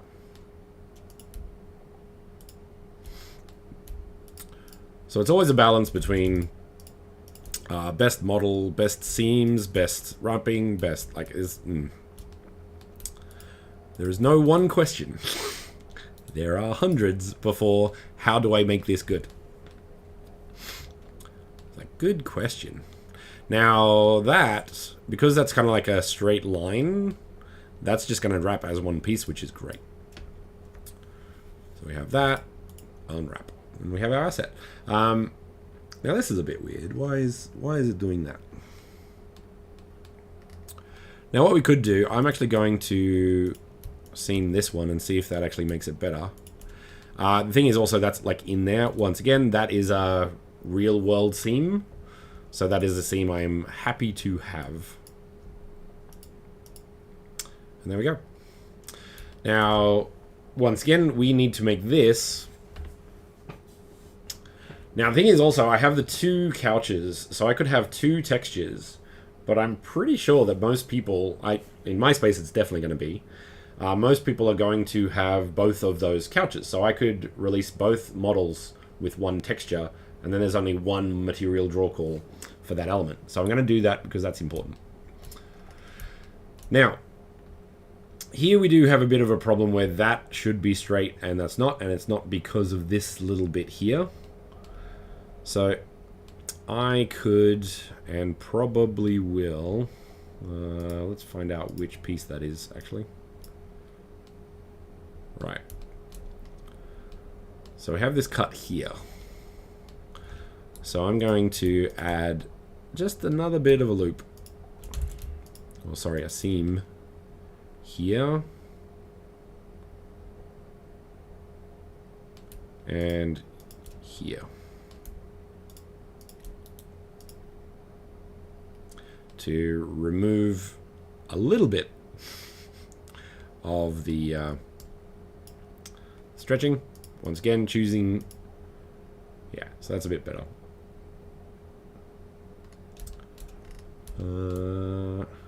Yep, that's good. That's fine. So, yeah, I could make this very, very flat, but then you'll have more seams. So it is definitely a balance between, okay, which one, what is more important. Here you have vertex, edge, face, and like element, I guess you could call it. What do they call it? Island. Oh yeah, islands. That's a good word for it. Because that's what they're called. So yeah. So that means when you're moving things around, it's just much easier to do that. So let's sort of rotate some of these. Now, if you transformed it, I am making a chair. So let's have a look. Doop, doop, doop. Doop. Let's get rid of the lines. That one. There we go. I am making this for the karaoke bar. So basically this chair. And that said, I'm going to do basically everything the same with the corner chair. So I'm not even going to show that. I'll probably do that off stream. So yeah, same thing, different day. Yeah, that's what we want. Yeah, textures. Yeah, it's the thing is, every step in game dev is a learning curve. There's no quick answer. Everything takes forever. So to get good, it takes, like, there's a reason that a game course is like 3 years. Like, this is a normal degree. It's a lot of work, but it's also amazing. So it's one of those things, like, it's like every skill. Like a good quarter of it, no, not even, like a tenth of it is the learning, and then there's just the practice. Like, it's a lot of practice.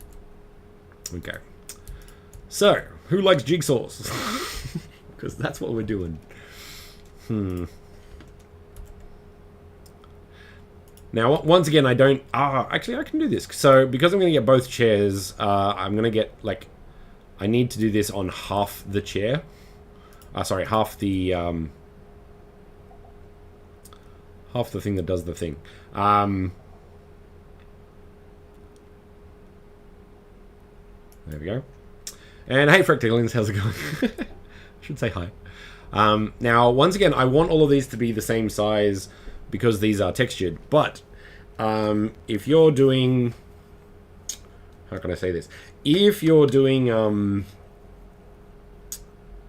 a tiled material, so in this case I'm doing a baked material, and I'll probably do this. This is going to be a long session, but I'm going to probably do a baked material.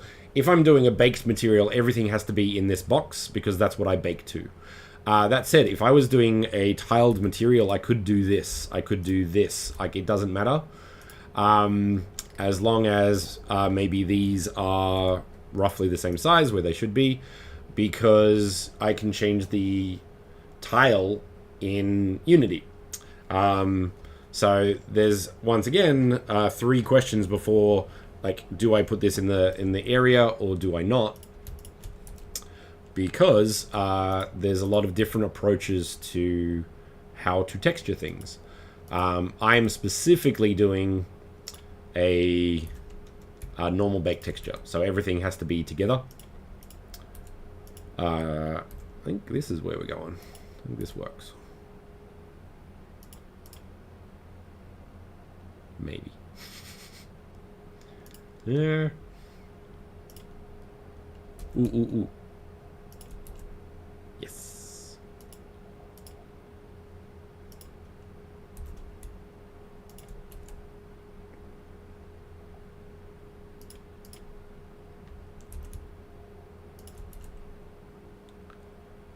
This is it.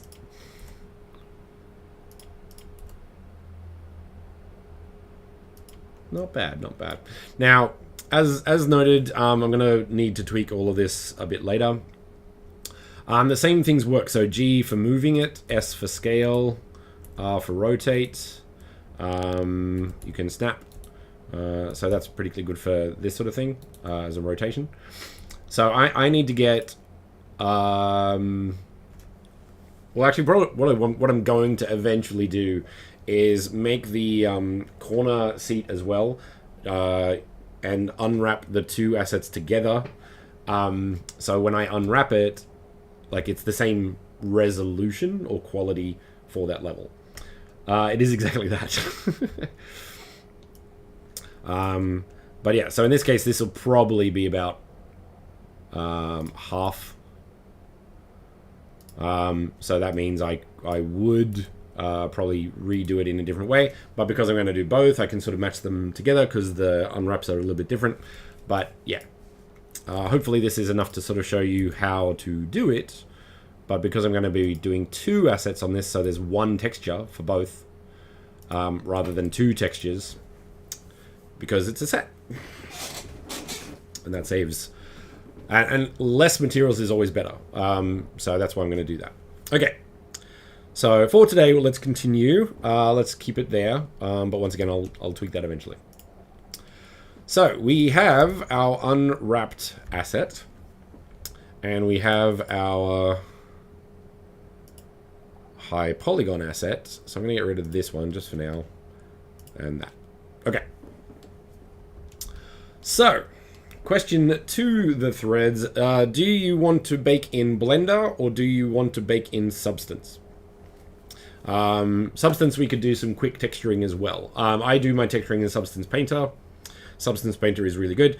You can do a lot of it in Blender. I don't do it though because I use Substance Painter. But it's up to you. Baking, I found actually really good in Blender. So that's fine. But texturing I will always do pretty much in Substance Painter because it does all the cool things.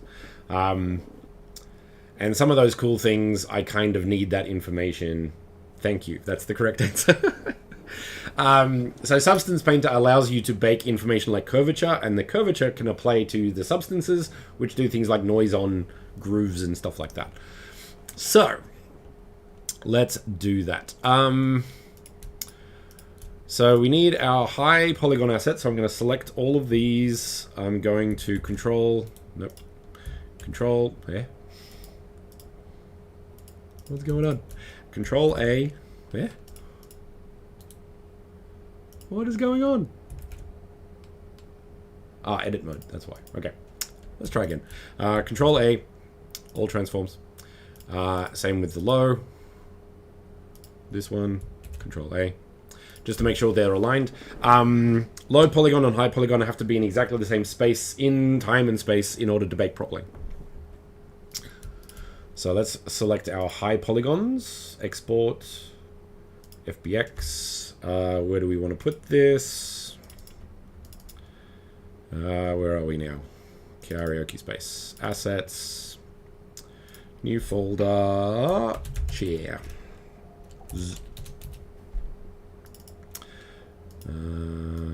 Now, once again, this comes down to... Actually, no, it's the object name, not the file name. The file name is just importing. So let's go chair, one, high. Now, in this case, we have one asset and one asset, so I don't have to worry about the naming so much, but on more complicated objects, that might play a part, but not today. We'll save that for another day. Chair. Low. No. I have to get the thing because I didn't do selected objects. So export. FBX. Chair high. Selected objects. Done. Cool. We'll leave that open because we may come back. Hey, Raymond Dreamer. How's it going? Just getting to the next stage. So perfect timing. Substance Painter. That one. So, I bought, and I recommend, because I don't agree with Adobe's subscription models, Substance Painter on Steam. So, of course, they have sales every 5 seconds. So, I bought Substance Painter on Steam, so I own it. The way things are meant to be. So, that is an option. Oh, I don't have... Oh, man. Hang on.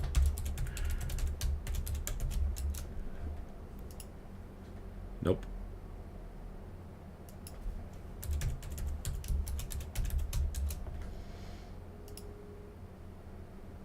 Yes.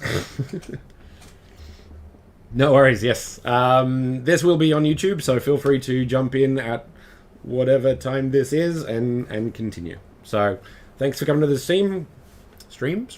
And the Steam. Have a good night. Sweet dreams.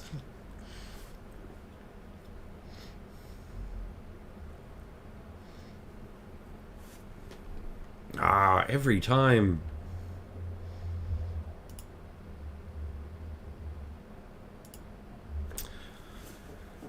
So, what's everyone working on?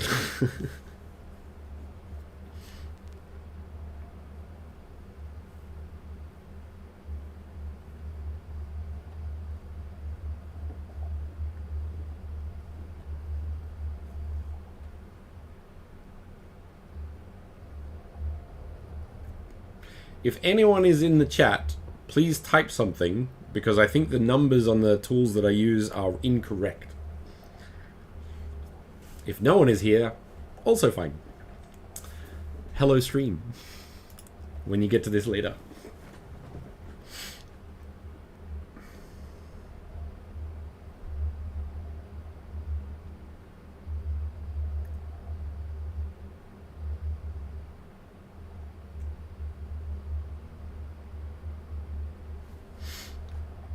Alrighty, what do we need? We need new. And that's fine for now. We need to import our lower polygon chair.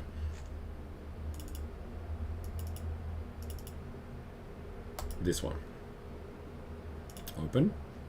2048 is fine. It's easy to go down, it's difficult to go up, so I usually used to do everything at 2048 and then adjust. Make sure this is not on unless you want Substance Painter to unwrap the asset for you. I just did it. The unwrapping, auto unwrapping isn't bad. It's much faster, but it's not as precise as, say, you could do it. So that's what I usually go with.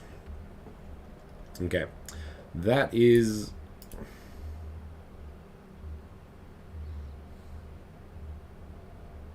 weird. It's got two materials. That's interesting. So let's go back. Let's hide that. So what's happened is I'm using the original and I split that up, which is what we don't want.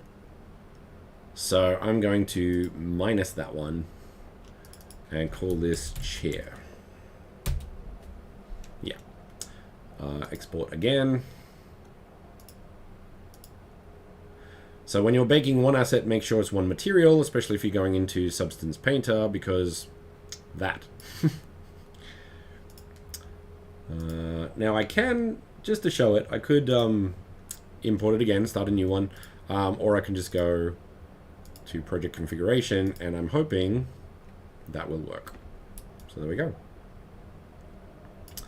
Excelente. Now, can I delete those? No. They're not there, but that's fine. Now, the next thing we need to do is bake. So we go to our texture set settings and go down to bake mesh maps. Now, once again, I'm going to put this at 2048. I'm going to put our high polygon model in there. I don't need all of these. I'm going to bake them anyway, because sometimes I will use them or stuff like that. The ones that you will export eventually will be normal. Now I'm baking, so it doesn't have diffuse, it doesn't have metallic and smoothness. Those are the three ones that you mainly do. These are used to project onto the low polygon from the high polygon. So sometimes you need to push it out because it doesn't do it enough. Maybe we'll see an example of that, maybe we won't. With Substance Painter, this is the one I was talking about with names. So if I had three objects that were overlapping things, like let's say that, if I bake it as one object, this object will affect this object, and maybe you don't want that. I want it to be cleaner. So if you do object 1 high, object 1 low, object 2 high, object 2 low, it will keep them separate, and that's really useful. We're doing one object, so we don't have to worry about that. So those are the main two that I will use in this process. Everything else is pretty standard.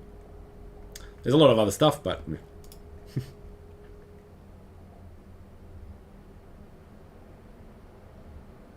there we go. Okay. Now, let's have a look. It's doing something weird there. That could be a normal thing, so that's good, because I can show how to fix that. Everything else, though... yeah, that's not great at all. So that looks way wrong. But this looks great. Big fan of that. So yeah, all right. So once again, bake mesh maps. Let's move this out a bit. So let's go 0.1 and see how that goes again. All right, better. So basically what we did is, so say for example you have the high, how do I even show this? So let's say we have the high polygon and the low polygon, and imagine a cage, which is what they call it, or where you project from. So it's usually a little bit bigger, just to cover like any bumps that go up, and it will project down. So what happened is that cage was too small, and some of the assets just weren't projected properly, like that. So that looks good now. And over on this side, also looks good.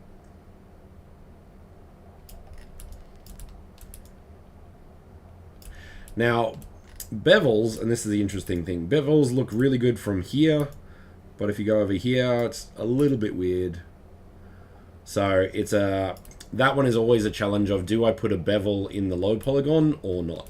Now, this is very low. The characters will probably never see it, so not important. So I'm going to leave it at the low polygon. But if this was like on the top of the chair, then I would think about adding the bevel into the low polygon at the cost of polygons. So yeah, it's always a balance, once again, between choosing, what is it, quality, I gotta figure these out. Quality, time, performance. Ooh, I think those are it. Are those it? Is that it? Figured it out. The answer to everything. Quality versus time, as in how long it takes, versus performance, especially in a space like Mona, which uses WebGL and web browser. Like Cyberpunk 2077, less of a problem, apart from the fact that they have so much stuff in that world.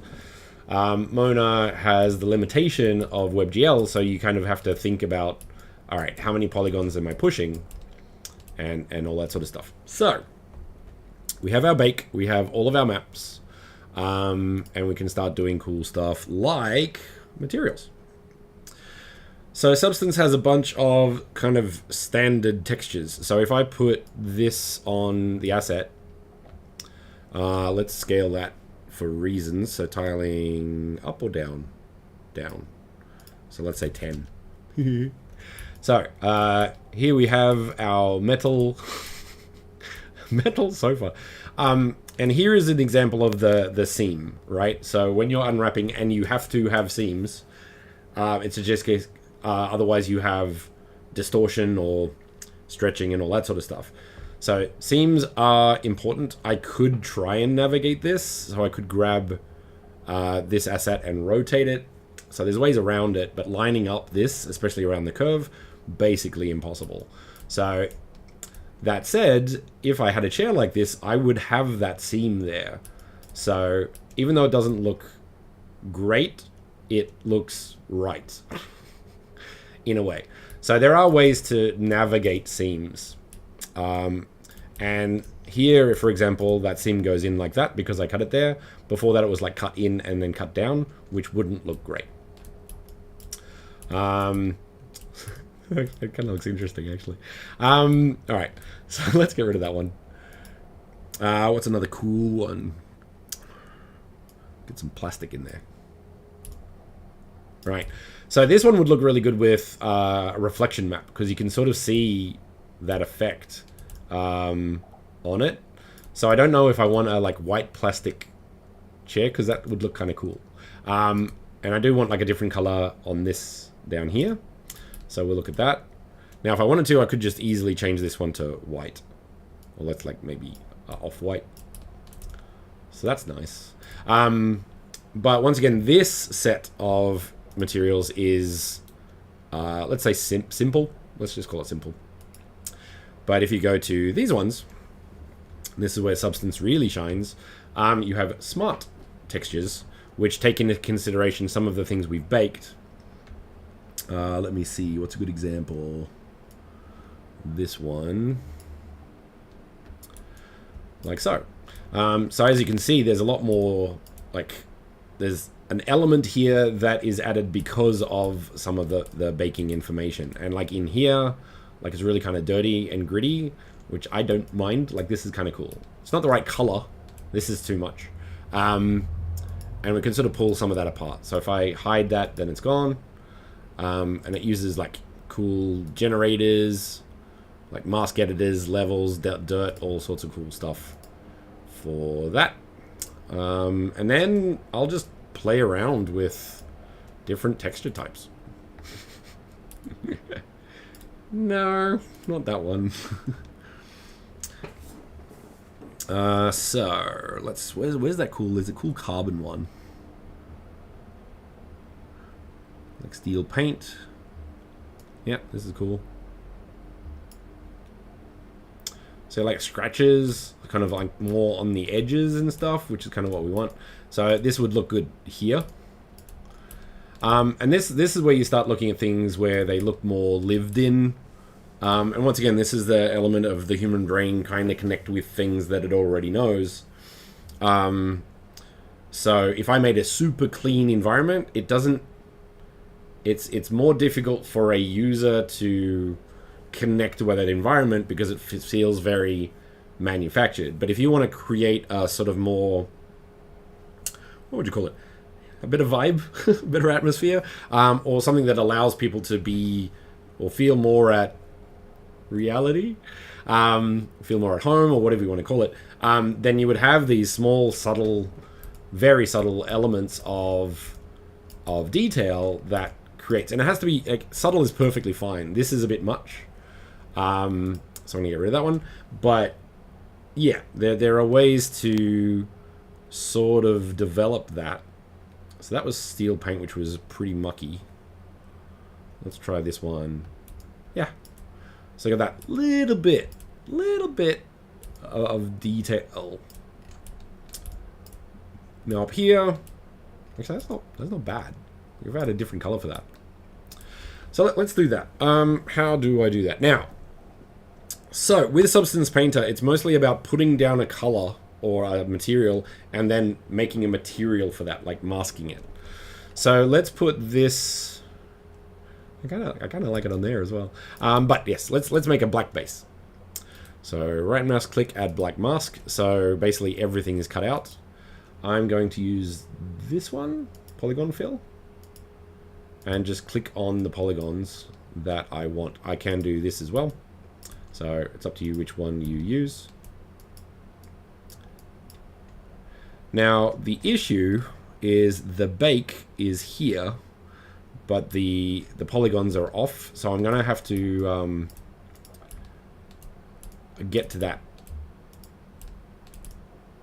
eventually, or I actually change the original, because that's not ideal. That's actually pretty deep into that point, whereas this side's okay. So I'll do that outside of this stream. But yeah, so once again, it's a balance between the bake versus the texture versus, and like lots of verses. Okay. Now if I wanted to, I could go here, reduce that, and then sort of do that by hand if I wanted to. So it is 100% possible to update the mesh as you see fit, but as you see, there's a seam there, and it's very subtle, and you in this case you will never see it. But if that was up the top here, you would maybe. But once again, this is the back of the seat, so less of a problem.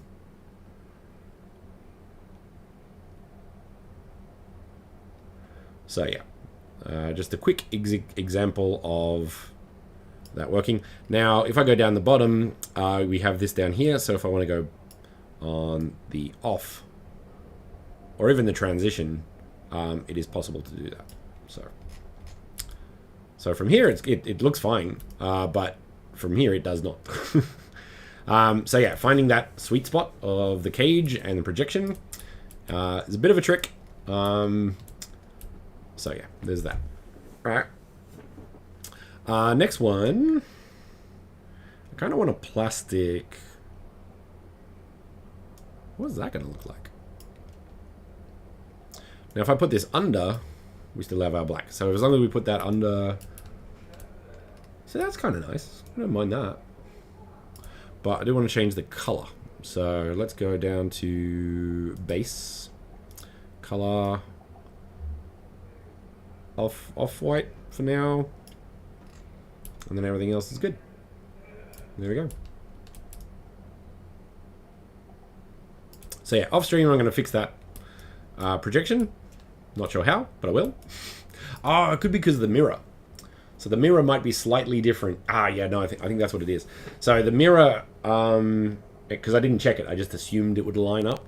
The mirror and the mirror on the high poly is slightly off and different than the mirror on the low poly. So this side is a little bit off, so that's why.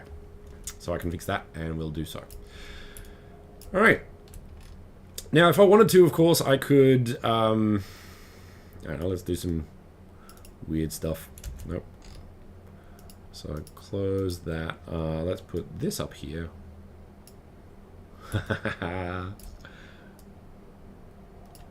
Oh, that's pretty cool. But say if I wanted to write, I wouldn't choose the thing. You can, but a lot of the time you don't in Substance Painter. You will put the material down, you will do this, and then you will paint the mask. So that's on white to do your painting sort of thing. So Substance Painter is more about the substance and less about the painting. That said, I could now do that. So let's say stroke opacity, I could 100% paint like normal. But the approach to it is a little bit different from something like Photoshop. So, yeah. So just make note of that. But we have our chair, and that's pretty cool. All right. So, last stage is exporting the textures. So let's go File, Export Textures. Put our file somewhere we're going to use it. Now, yeah, let's put it into the space. So Karaoke space, assets, add asset, texture. Sometimes I'll put it somewhere else, edit it in Photoshop if I need to do any tweaking, and then put it in. But for this argument, we're just going to put it in there. The best one I've found to work so far, they don't actually have inbuilt pipeline. They do have Universal, which I think runs on the same standard. So I'll usually use Unity, Universal, Render Pipeline, Metallic Standard. PNG, based on each texture's size, I could just go to 2048. I usually do. I don't think I need to, because it depends on what you set it up here. I have named it correctly to chair. Because of Blender, I can rename this to do that. And you have output templates. I should actually change this, because I never use... I don't like its naming system, because I have a different naming system. So let's go down and see if we can change this. So Unity Render Pipeline. We want the texture set. We don't want the mesh. So I'm actually going to delete that.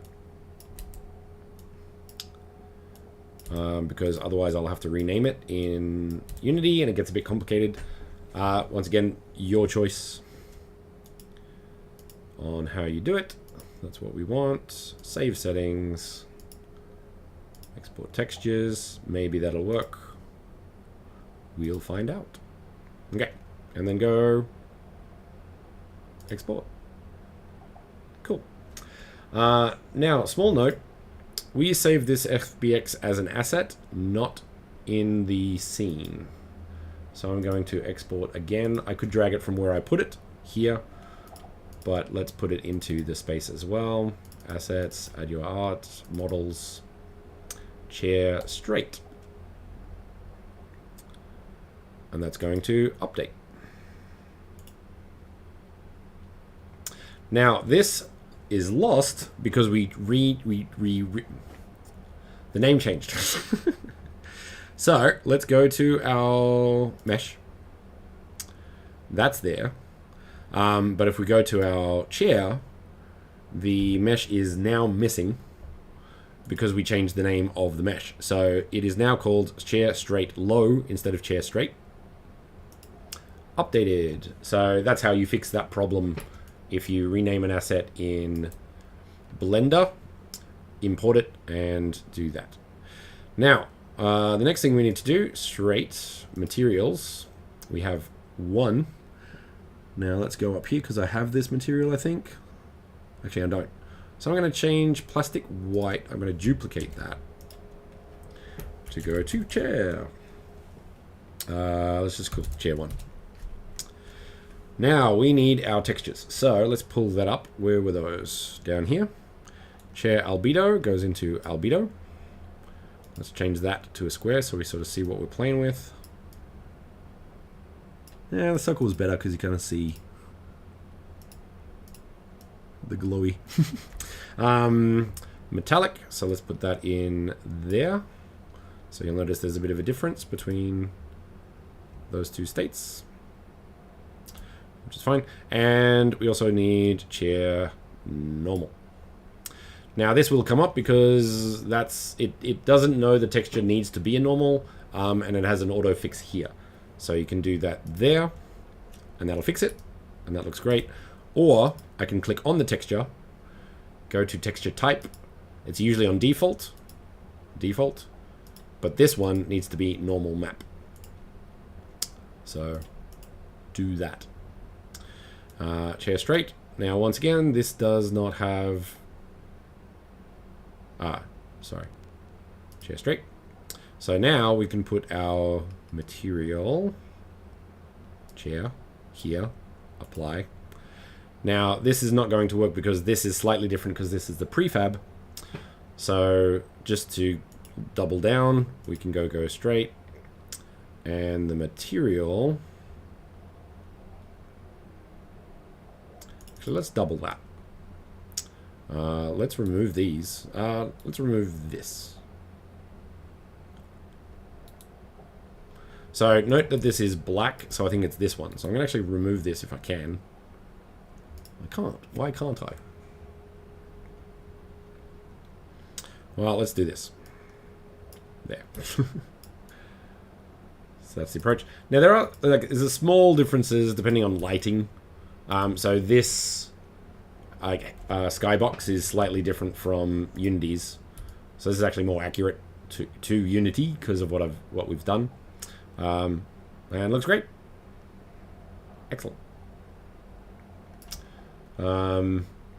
Now the problem here is there is a plastic white, and even though the straight only has one, so what I will probably have to do is remake the prefab.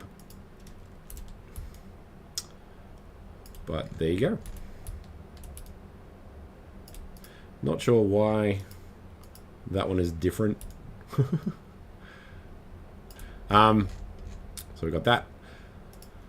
So let's take that into consideration. Let's do a quick bake. I'm going to go quiet because the stream goes funny. Doesn't take too long though. So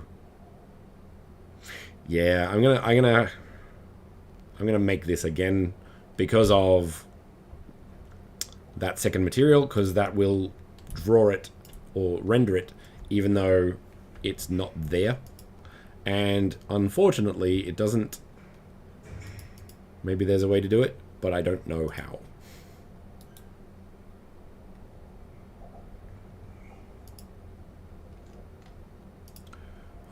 Materials. Okay, so you can do it here. So let's click on that. Is it that one? Yes. And then delete it. Okay, problem solved. So yeah, if you want to remove a thing because of the process of how you've updated Blender and all the rest of it, you can do it on the materials here. Click on it, press minus, and then you'll have that. You can't click on this and delete it. I didn't even know that, but I did know about this, so that's cool. Right. Let's do a quick bake, and then we're good to go. We can do a quick test. Lighting. Generate lighting.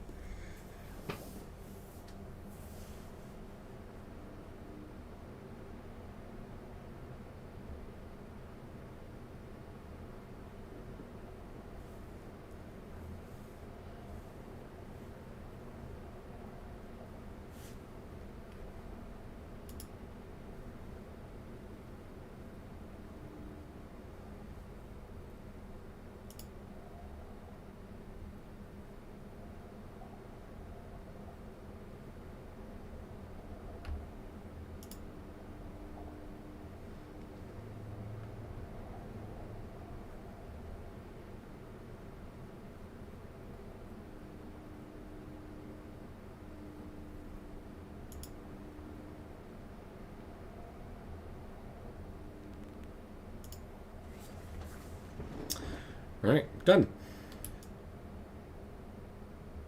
So that looks a little bit up and correct. So that issue was a light mapping issue, so that's better. Okay, cool. Let's build. I don't know if I've actually deleted the last ones. That seems to be working okay, so we'll see. And I need to use Firefox for this one. For reasons. Mona dot bleh, bleh, bleh. Go away. Okay. So we've got Mona.gallery playground. So I'm going to type it in just to make that really obvious and super useful. So we've got that. Then we got our playground, drag and drop. Get rid of that. Okay. Now notice the light mapping is pretty low resolution. That's fine because we're doing fast light maps, not slow. Do notice, and this is what I like about the robot, the reflection probes work on the avatar, so that looks really cool. And there we go. We have our chairs. Can't sit on them yet. We also haven't made a collider. I would probably do a 2-box collider, so I might do that. Walk through everything here. I think we can walk through the window as well. I'm going to fix that. So yeah, we have our chair. Done. Let's get rid of that. Let's go to our asset. We need to go to our, where is it? Prefab, open asset in isolation, because I want to just focus on this. I'm going to put an empty that we can apply box colliders to. Okay. Where is it? Big. Why is it big? That's why. Interesting. So, sometimes the numbers are off. So the scale factor is 1. That's 100. Why is that 100?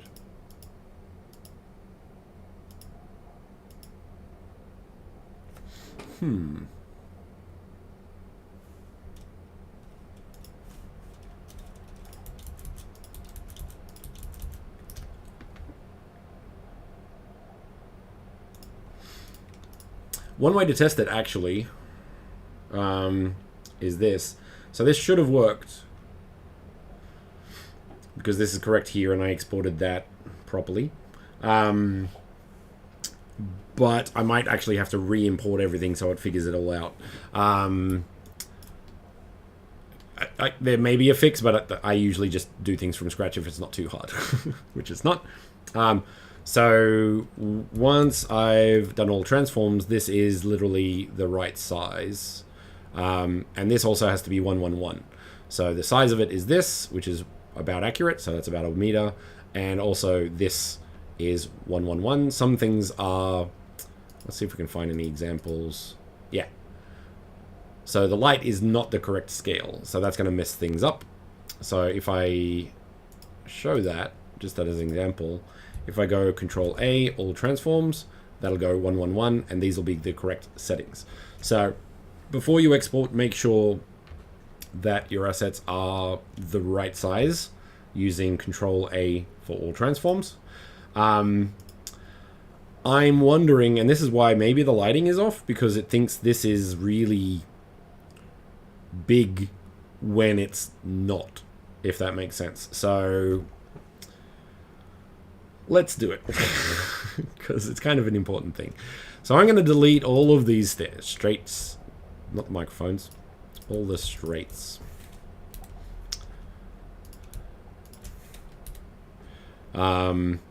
Let's have a look at our prefab. So we want that to be 1, which seems really small, but I'm going to put it in. And yeah, that's incorrect. So I'm actually going to completely get rid of this prefab. And what will happen is if you delete a prefab, your asset will go red. But then if you go prefab unpack and put it up to 100, it's okay. Okay, that's interesting. So that came up as a problem in the Discord where someone deleted their prefab. All you need to do, incidentally, is unpack it, and it will keep the original. So that's fine. I wasn't too sure about that, but yeah, unpack.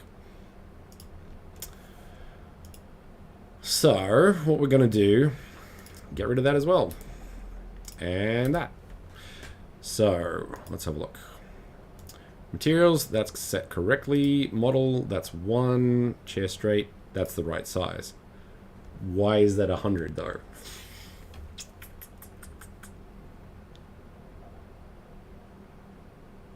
Okay, that is a bigger problem than I can deal with it on stream. It'll take a little while, and unless you want to watch troubleshooting, which would probably be useful actually.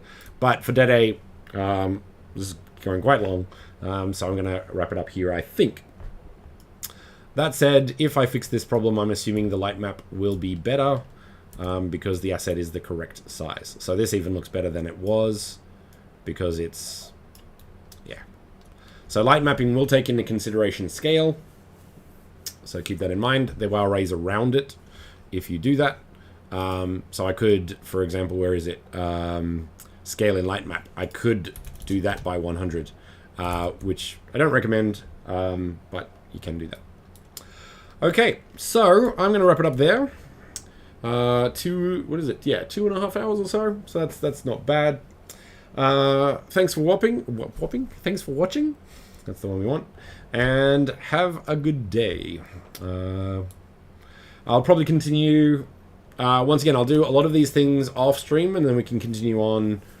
So the plan is off stream. I'll probably fix this problem up. I'll figure it out what it is. And put it in the comments maybe in the YouTube channel so people can know. I'm also going to do the other chair, so we'll have both chairs done. And we can move on to something else next session. All right. Have a good day and happy building.